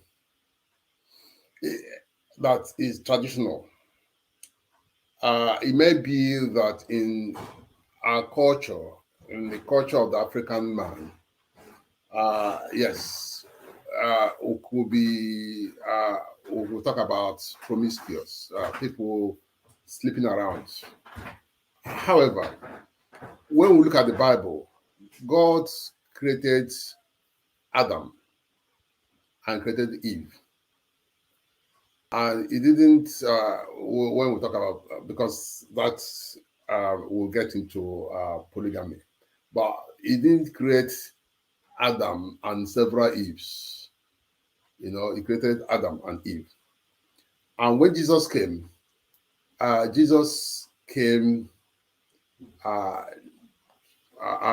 he talked about, in fact, God said that a man should leave his family and cleave with his wife. Both of them shall become one flesh. And when you join yourself with more than one person, it's no longer you're no longer joined together with one person, and it's contrary to the scripture. You are joining together with wives, and that is dangerous. That is terrible. You don't do that. And for men to think that I can go around and sleep around, that means you can also say that sin is acceptable. But what we need to understand that man has fallen, man fell. Even when Abraham and so on, they were marrying several wives, they were living under the fall. Now, Jesus came to give us life and give it to us in abundance. And so it is a different situation we are in now. And therefore, when somebody says that men is promiscuous, I think what the person is saying that men are sinful. They are committing sin all over the place. And for a man to think, oh, I'm a man, I'm supposed to do whatever I like, is dangerous. You don't do that because you can't do whatever you like, because what you've done is you are hurting somebody's feeling and then living a selfish life. And that is very, very bad. You can't do that. And if you do that, then you are living in sin. You call it what it is, sin. There's no point saying that men are promiscuous. You know, it's just like, you know, I can't understand that. So, but you know, our culture permits that. The culture in the past permits that. But the point that, what did Christ say about that? Christ also reinforced what God said in the Bible, that a man should leave his family and cleave. You know, in Igbo, it means rapara. That is, you just glue. You glue to your wife. It's like gluing together. And when you put a glue on something, that is not separable. You cannot separate it. Or if you separate it, you tear it up.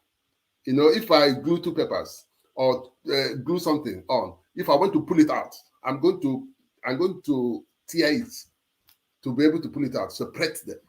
And that is what it is.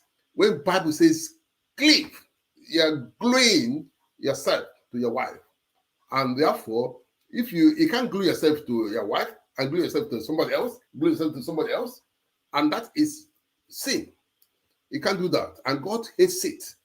The Bible says that God cannot behold iniquity. And you can't go to God and pray, and God will hear, because you are committing sin. So the first thing you do is to repent and say, I'm sorry. There's no point going to tradition and say, oh, but I promise it. If a man commits offense, there's no point, and a woman commits offense. Jesus said, if any of you haven't committed the offense before, you should throw the first stone. And they all went away. All the men went away. Because women, where are your accusers? They're gone. So it's important that we understand that there's nothing like promiscuity. It's sin. Yeah, thank you so much. Thank you. You've dealt with that so well. Thank you, really. This one is funny, but let me just is asking, what's one difference between you two that you love? What something that is different between us that you love? Let me go first.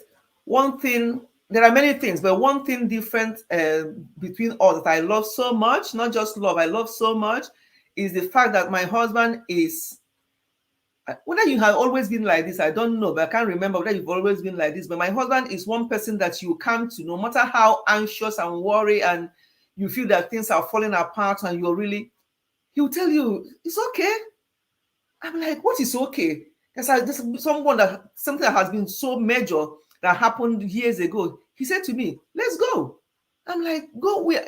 I said, let's go. Forget about that. And it's not something I want to be discussing here, but it was a major thing that could mean, but he just took it like that. So the way he handles things encourages me so much. That kind of situation may be something that I will say, oh my God, I can't go home and meet him, or I can't go and start talking about him because he will tell me off, or he will say you are stupid. Because some people call their wives or husbands stupid. So you are stupid as well then, because you are in it together. But anyway, he will not be angry with me or mad, even though that thing will be not good. He will just take it in his stride and say, don't worry about it. It's okay. Even though in my mind, I'm like, but it's not okay. But to him, it's okay. That kind of attitude, I don't have it, but he's got it. That's one thing.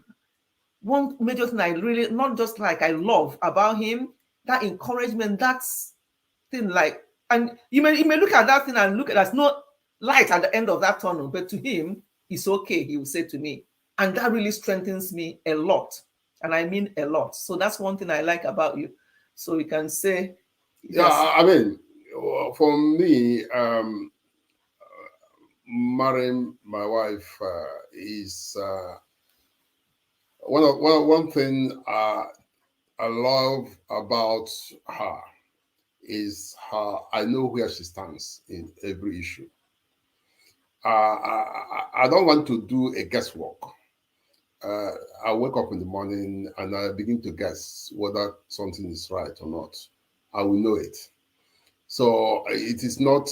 She speaks her mind, and I like people like that. She doesn't tell tales. She doesn't go about telling people, "Oh, I don't like this or that." If there's anything she doesn't like, I will know. She will tell me. And this is very important in a marriage, because sometimes people, your husband and your wife don't know that there is an issue in the house. But people outside have heard about it, and you are just winning. Even your own people will know. So I like her openness and her straightforwardness. That's something that has helped us really, because if not, it will be very difficult to navigate through this if we are living under the shadow of pretense. There's no pretense in her. Yeah, thank you. So I think that has answered this question. And then the other one is your biggest fear regarding your marriage. What's your biggest fear? Do you have any fear regarding our marriage? I don't have any fear either, but I do have fear. The only fear I have is us not being married for and celebrate our 70th wedding anniversary. That's my biggest fear. Well, just ignore me. No, there's no fear really, because we know who we trust. We know who is the head. Even though my husband is the head of the home, we know who the head of the home is, because we always go to him and he gives us direction. Yeah. Let's now talk about what I talked on my video on Friday about love and submission. I did say in that video that when a husband has his place in the home and the wife knows her own place in the home, submission becomes very, very easy. I did that video obviously on my own. I want you people to hear from you about love and submission. What's your take on that? Because it causes a lot of problem. Men hammer it on women's ears. You're not submissive. You're not a submissive one. What did the Bible say? Forgetting what the Bible said first before they came to submission. So please say something about that from a man's perspective as well, so that we'll get something from there. Yeah. Right.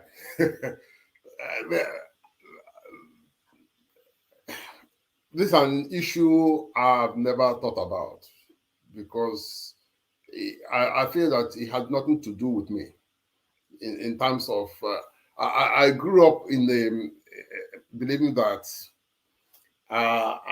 once I study the Bible and I get myself organized, and I know what my role, as my wife said, I know what I have to do in the home.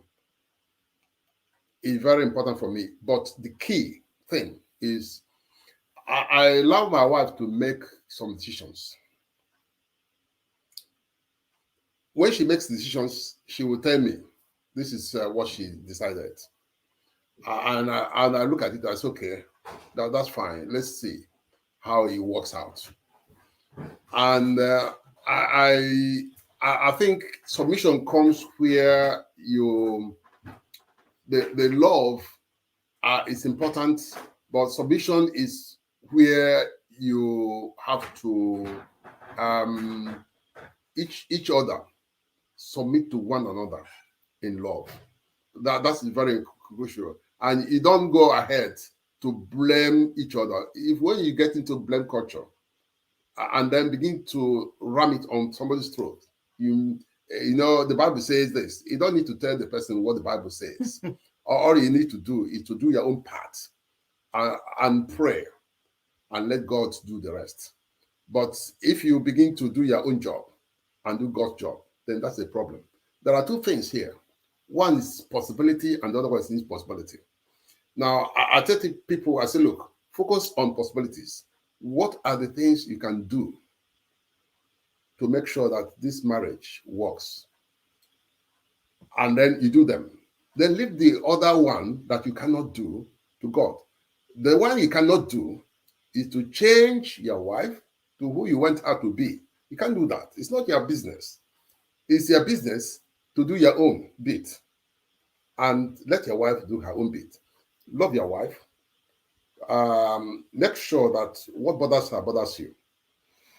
Ensure that you, if there is any need in the family and in the house, she asks you for something from some people, and it's within your power to do it for her own sake. Now, if it's children, as I said before, you need to be very, very careful how you manage your family so that you don't give the children the impression that your wife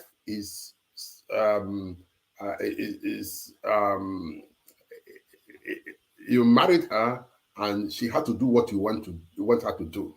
That is not the right approach. The right approach is that both of you are working together in partnership to ensure that this family runs well.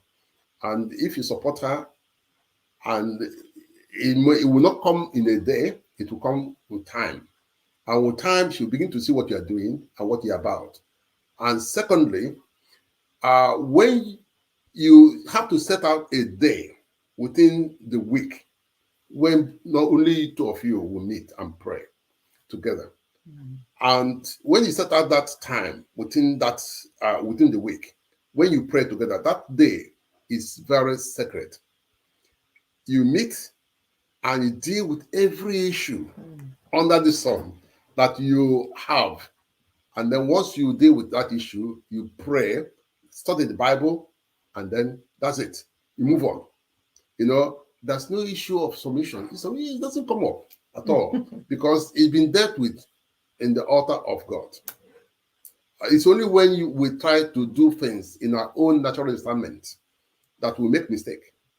And we begin to, you can't force anything on somebody. It's like taking a horse to the stream and ask the horse to drink water. It's not possible.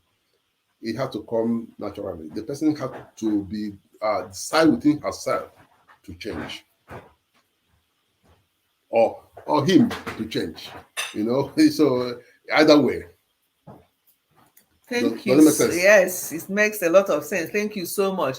So, love, I think in the beginning, my husband did say that I complained that you don't say it enough. I love you.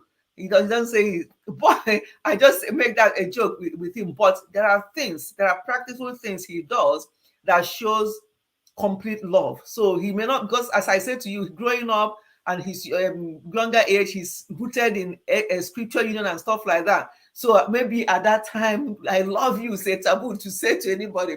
But practically what he does, he says it obviously when necessary, but what he does, every marriage is so different. Let me just give you certain examples just for you to understand that there's nothing like in a home, this is for the man to do, this is for the woman to do. Why have you not done this? Why have you not done that?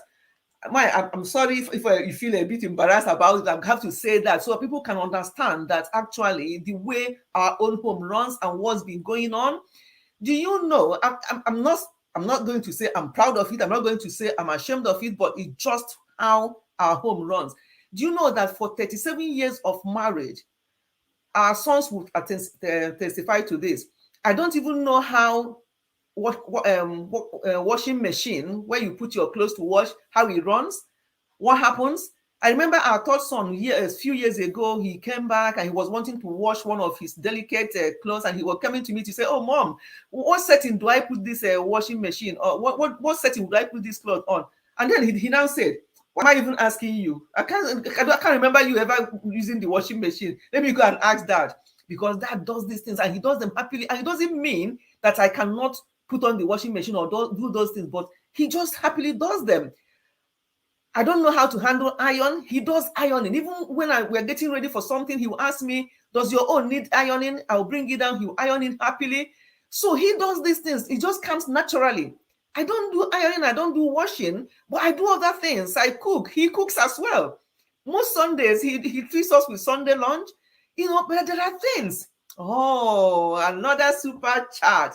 Thank you so much, sincerely. You see how super chat stops me from talking. Hi, this Igbo woman and money. Super chat just stops me from saying what I was saying. I just saw my eye just saw that money. Hi, God have mercy on me. But anyway, yes. So these two things, I'm sure most of you women here, you do it at home. Please don't go to your house now and say to your husband, did you hear that? Mifechi's husband does all the washing and the ironing, and you're here. No, because there might be things your husband does as well that my husband is not doing. I'm just giving this to you as an example, just to show you that it doesn't mean that a wife must do this, the husband must do this.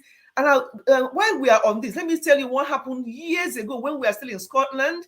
We had visitors. A husband and wife came to our house. They actually came with their friend. And when we are preparing meals for them, it's just a norm thing. We Nigerians, we Africans, nobody comes to your house without eating. So we're preparing meal for them in the kitchen. I've already made the soup before they arrived. So my husband was not helping me to make the, swallow. Well, musisi, fufu. But we were talking about fufu the other day. The swallow that you swallow with soup. So my husband was helping me in the kitchen to make that swallow. from Nigeria, mine, all the way from Nigeria, giving me super chat. God will replenish. God will bless you. God will multiply for you, Stella White. I really appreciate so much. Thank you, everyone. Thank you so much. We have been here for how many hours now? Nearly 3 hours. It doesn't even feel like that because you all have just been so, I don't know what to say. But let me finish with this, just to tell us, women, please, let us listen. This woman, so my husband will help me to make the food to eat with the soup. And she just passed by. I don't know where she was going, to the loo or something. And then she just passed by and saw my husband helping me to make hey, she flipped. My husband was so embarrassed. I was speechless. Do you know what this woman did? She went straight to the living room where her husband was with the visitor and said to him in front of everyone, come to the kitchen and see your fellow man. Come to the kitchen and see how he's helping the wife. He's the one making the food that we're going to eat.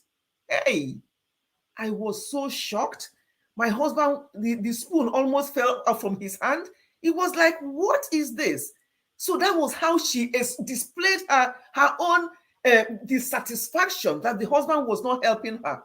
Now, if you are a man in that situation, what will you do? Would that make you to change? Would that make you to change tomorrow and say, oh, because she told me off, because if he's a husband, helps her in the business, I'll start helping you. No, it doesn't work that way. There may be other things the husband does for her that my husband does not do. But this is not something we come out there to display. He was doing it in the kitchen, thinking that he's hiding away, doing this to help me as he normally does. But this woman displayed it with the visitor there. So please, women, no, don't look at any marriage. I've told you this story about me not knowing how to put the washing machine and not ironing. Please don't go there and start telling your husband, have you heard this and that? Don't, because you don't know what other things that he does that other people, and vice versa. Whatever works for you in your home, take it like that. If you're the one that does all the ironing and washing and cooks and does everything and it works for you, carry on. But obviously your husband, especially those of us in diaspora, we cannot do it alone. Your husband, if both of you are working, even if only one person is working and you have children that you are looking after, it's enough work.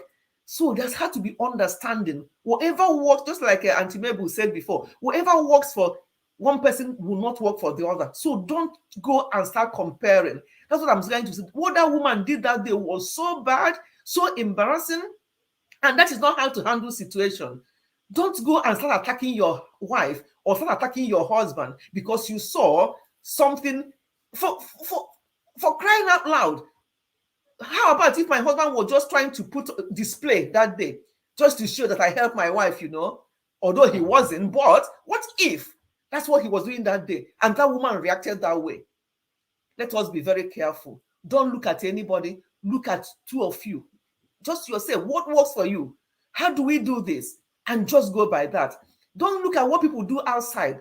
Some people will come out there and what they display outside, you come to their home, you will be like, oh my God, what is this? So please don't look at anybody. What we are sharing today with you, we're just being transparent. We're telling you what has worked for us for this so many years.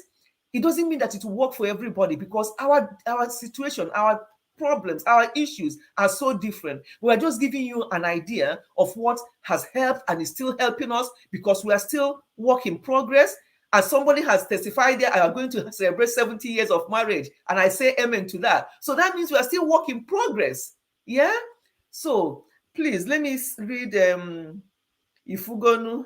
I have been here for 2 hours unnoticed, you see, but super chat elated myself.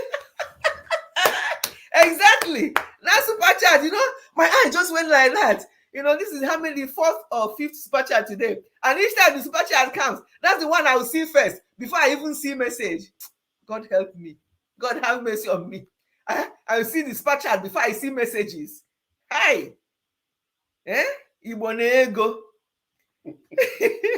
I have been here. I letted my sister, sis, I owe you some shekels. I'm watching from workplace. It's okay, my sister. No worries at all. No problem. You're wasting your uncle's school fees in class at Chaos. That's Musisi. He's telling Chaos. And somebody else saying to them, and Natty, he's saying to them that they'll be good students, that they are listening attentively without causing, making noise. That he hasn't heard them make noise on this class, that they are good students today. Musisi, please. Yeah, so exactly, it's so true, my yes, my dear. You better feed me later, Musisi. I'm hungry. It's almost 2 a.m. Almost 2 a.m. You see what I mean? This is what I call love. Mine, somebody 2 a.m.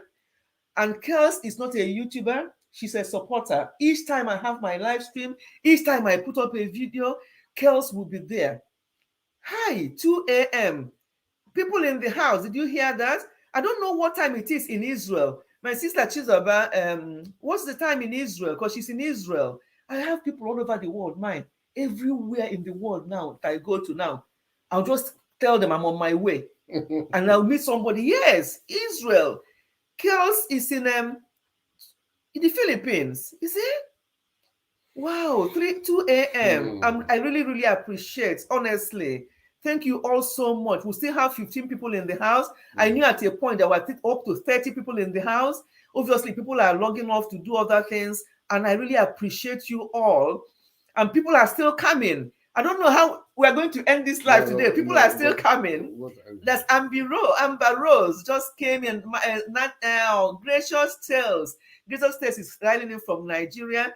I know that you have data problem, Gracious Tales. It would be nice for you to do a replay just as much as you can. It's been very long. We've been here since 3 p.m. It's now almost 6 p.m. We never planned it to be like this, but there's so much to talk about. Okay, Kels is in Hong Kong. So Hong Kong is 2 a.m. now. Yeah. So Gracious Grace, you're very, very welcome. Thank you. You missed quite a lot because she's a young student who will be getting, who I'll be finding very good husband because she's so well-behaved. Musisi, Gracious Tales is a very good student. I would like you to, meet her, connect with her as well. She's a very good student in real life, though. She's in Nigeria. If you have data, just maybe do a replay and understand what we said from in the beginning. Yeah, we talked a lot today, and I think my husband, I will not keep him for any longer. It's been a long afternoon for him and for us. It's 8 p.m. here in Israel. All right. See, every part of the world, and I know Musisi, you must be heading to maybe 8 p.m. as well, where you are in Uganda. Yeah, we have people from all over the world. And Grace said, I know I may be late, but I just came back from church now. Yeah, that's fine, Grace. That's fine. I'm glad that you are able to tune in, really. Yeah, thank you so, so much. I really appreciate you logging in. Not Pelly Kelly, welcome to the house. Wow, he's also welcoming you to the house. Pelly Kelly, she's in India. Yeah, see what I mean? People are all over the world. Thank you so much. Please do a replay, whoever can, so you can get the hang of what we have discussed. There's been a lot of marriage talk and discussion today. It will benefit you all, your young people, even older people as well. When you come to East Africa, it starts with what you do not want. If you cook, you red G. Which one is red G? Okay, I know I said that there's red G that is red and one that is white. Yeah, you can't do that to me now. You have to cook me the white yam, the real white yam. Whoever I'm visiting, or anywhere you are, you have to find yam. That's my best food. Anybody I'm visiting. Now you've all heard it. My sister Ebu Mabel is still here. Thank you, Mommy and Daddy Fechi. I have to leave now to support Jen's diary. Honestly, I appreciate you so much. You've been here a while as well. What can I say? I really appreciate you all. Still 16 people in the house. We have to round up. We have to round up because in the next 8 minutes it will be. I know I started a bit late though. I did not start at 3. Let's be honest. I did not start at sharp 3, but still, it's going to be 6 p.m. here. It's a.m. I'm from Switzerland. Okay. Esther's Chronicle is in Switzerland. Yes, of course, Esther's Chronicle. Whenever I watch your video, I remember my son. Our third son is in Switzerland, and we've been planning. When are we planning to visit? Maybe when all these things settles, we're planning to come and see him. He's been saying to us, Mom, Dad, you need to come and see Switzerland. So I've got you, Esther's Chronicle in Switzerland. I've got Ijeoma Madu in Switzerland. Our son, one of our sons is there. So when we come, there will be, I know Switzerland is a big place, but we'll find out how we are going to. It's not a big place, so we can always, yeah. So expect us, maybe summer next year, by the grace of God, we will be in Switzerland to visit our son and then catch up with you all over there. Yeah, Nati is still here. Nati, you've been here from the beginning as well. Thank you so much. She's welcoming new people. Thank you. Speaking Grace, you've been here since, and you have been here as well. Thank you. Thank you so much. Yeah. Yes, you said so. Yes, Esther, I said so. That's right. Let's look forward to that, and I will inform you, Switzerland people, when it will happen. Yeah. So thank you, everyone. I'm sure we have learned something today regarding marriage. Marriage is a school. So, one of those schools that people ask you, oh, how long have you been at uni? You say, oh, I've been 2 years. I've got 1 more year to go. And you're like, yes. And you're looking forward to when you're going to graduate. This one, no graduation, no. You're there, you're learning, because there's something to learn every time. You learn when you started initially, just 2 of you. You learn when the children comes and brings their own challenges and start to put some distraction between 2 of you when you don't have much time for each other. You learn through that process. You learn when the children are older, and then when they are still in the house doing their own thing, teenage years, all those hormones all over the place. You learn as couple through that stage. Then now that they're all gone, just 2 of you, you start your school all over again. So you do not graduate. You only graduate when death do you part. That's the only time you graduate from this school. But once you get to understand each other, once you get to know each other, that school, you just enjoy the learning. You just enjoy what comes out of it. And you are ready to take your exams, because there will be some exams in that school of life, of marriage. You take the exams, you may fail some of them. You say, okay, I failed this one. We continue, you repeat. When somebody fails exam, what do? You repeat and you carry on. God bless you, Mommy and Daddy. I have been blessed. Oh, thank you so much. I'm glad you have. I'm glad that you have. She's about to be here in Israel. I will go home and sell a portion of land to buy yam. So you will eat other when you come. Yeah, so because Israel and Jerusalem, somewhere that we have also want to be. So go and look for yam. Yes, so look for land. Plant yam. So when we visit, because we want to visit Israel, Jerusalem. These are the places we have in mind. As I say, we normally go on holiday at least twice a year. But since this cocoa thing, we have not been much to anywhere really. So when things settles down, Israel, here we come. So go and look for land. No rice, no swallow, yam. Anyhow you make it, even if it's with red oil, I'm in it. Right. Every year your new course. Yes, that's right. This is saying every year your new course starts. Yes, that's how this marriage life is. Every year there's something to start all over or doing again. Yeah. Rosikesh. You say that Chizoba is so funny. Yes, I know. Amstel Beauty. Oh, you have to go back and replay my baby girl. Where have you been? Church? Yeah. Yeah, Amstel Beauty is one of, I have so many daughters in this YouTube. You are just coming now. We've been here for nearly 3 hours, my darling. So if you can do a replay, so you can understand, because you need it as well. Yeah, we all need it. I won't say you need it. What I'm saying you need it is because you're a young wife. Listen with your husband as well, because my husband said things that will benefit men, that that will help in marriage. It's all work in progress. No marriage is the same. Don't go and start fighting your husband or your wife because of some of the things you heard here today, because everyone is so different. What they go through or what the issues they have is so different. And maybe the way they want to handle it will be so different from the way we handle ours.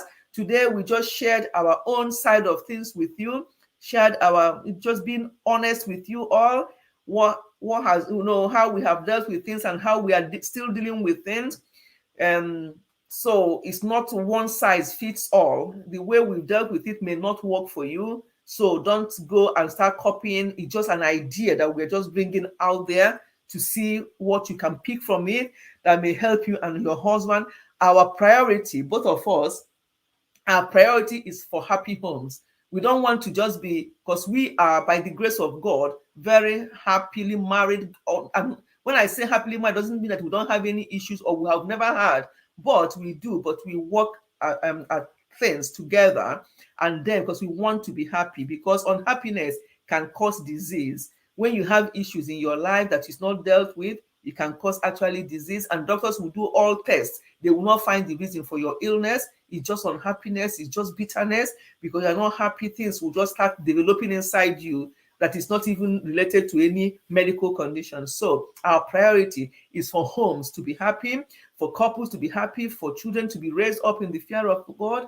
But we require prayer. Just like my husband said, we have day that we just dedicate to just ourselves, and our own day is Wednesday. Wednesday evenings, all our friends and relatives who know us very well know that Wednesday evenings, from certain time to certain time, they don't call us. They don't, because even if they call, they'll remember, oh, it's Wednesday today. That's our day. We can spend 2 hours. We can spend 3 hours. Once I finish my work in the evening, we start. So that's, and it doesn't mean that we don't pray or do that, but that's the day we dig deep and just look at things. Other days we can just have a quick prayer and go to bed. But on every Wednesday is our time. Two of us will just use that time to analyze and look into things. So goodbye, host and everyone from Nathy Slim. Yes, we are rounding up now. We are rounding up now. I still got 11 people in the house. Kels, you're still here. It's past 2 a.m. Please go and sleep. I really feel so blessed to have you all here. I had so many people on this live stream today, and I'm glad that as many of you as possible came, and I'm sure you have got 1 or 2 things to take away with you. Mike, can you say thank you for remaining people in the house?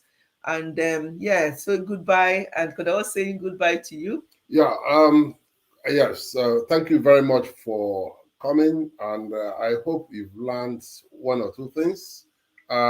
Like my wife said, it is not, nothing is cast in stone. Every marriage is different. What works for you, you would focus on. Focus on the positive. Don't focus on the negative, because negative will destroy your relationship. Look for something good in your husband or in your wife, and affirm it. Farm those ones that are good, and those ones that are bad would fizzle out. You learn from it. But I just want to appreciate every one of you, and thank you for supporting in this YouTube. It was like a joke when she started, but now it's developing into a tribe. Thank you. Can you see all these people? I know. Yes, it was like a joke to start with. And and thank you for your support. And as I say, you don't appear all the time, but your support, I wouldn't have still be here today. So thank you as well for the support. I really appreciate. AB Chooks, I think you're just coming now. We are just about rounding up. We are going now because it's now nearly 3 hours since we started. Okay. Focus on the positives. That's what Rosie Ketch said. Yes, focus on the positives. Very, very important. And AB Chooks, happy anniversary to 2 wonderful blessings to our oh, thank you so much. I really appreciate. Thank you, thank you, thank you so much. Okay. Thanks, everyone. And we are going to log off now. I still got 11 people in the house. I'm going to log off. We're going to log off now. Thank you ever so much. I cannot thank you enough. I always say that if I don't get anything from this YouTube, I started a year ago, is meeting people like you. I just love you all so much. I don't know. I lack words sometimes to express my joy regarding each and every one of you. Stella White is saying, I really enjoyed this session. Thank you, Daddy, for gracing Mommy's channel today. We love you. That's it, that they love you. Thank you so much, Stella. Thank you, thank you, thank you. Great words of wisdom. That's from Uche. My sister Edith is saying great word of wisdom. Thank you, sis. And MSL Beauty by Mommy Jay saying bye. Yes, she's here. She's here, yes. I know I'm sure some people are in the background, but they didn't want to comment, but that's okay. At least the important thing is that we have done this. Sorry, it's our wedding anniversary, but where is the wine? Where is the rice? And where is the thing anyway? it's not that kind of, it's just the kind of anniversary that we just want to come live and share. There's wine there, but we didn't bring it as part of this. We just want to concentrate and go straight to the point and answer the questions. And I'm glad that we answered almost all the questions, really, or as many of them as possible. And because some of the questions sent to me by through IG were all like repeated, so we dealt with most of the questions. Wishing you many more years of marital bliss and good health. Thank you, my sis. It's Chizoba. Chizoba is from Oba, but she lives in Israel. Yes. Thank you so much. Thank you, everyone. Chizoba. Uzo is still here as well. Obelenwa, you're still here, taking it all in. Wonderful. Thank you so much for being here. Is there anybody else in the background that didn't want to comment before, that wants to say goodbye now? Mandy Freeze, many more glorious years. Mandy, I'm sure I welcomed you initially. I'm sure I did. Yeah. Thank you so much, Mandy. Thank you, Uzo. Thank you, Emstel. Thank you, Sister Chizoba. Thank you, Rosie Kesh. Thank you, my sis Edith, Emstel Beauty, Stella White, Musisi, and whoever else, Abby Chooks, Speaking Grace TV. I don't know who else is in the house. Musisi, you're very welcome, and I thank you. I was worried that you're going to ask so many questions, but you behaved yourself. You didn't want to ask any embarrassing questions. Yeah. So thank you for that, and thank you for moderating this very well, and thank you so much for your constant support, Musisi. I do not take it for granted. And for each and every one of you, I love you all, and I thank my God each time I remember you. We are going to log off now. Goodbye, everyone, and God bless. Bye. Bye. Okay.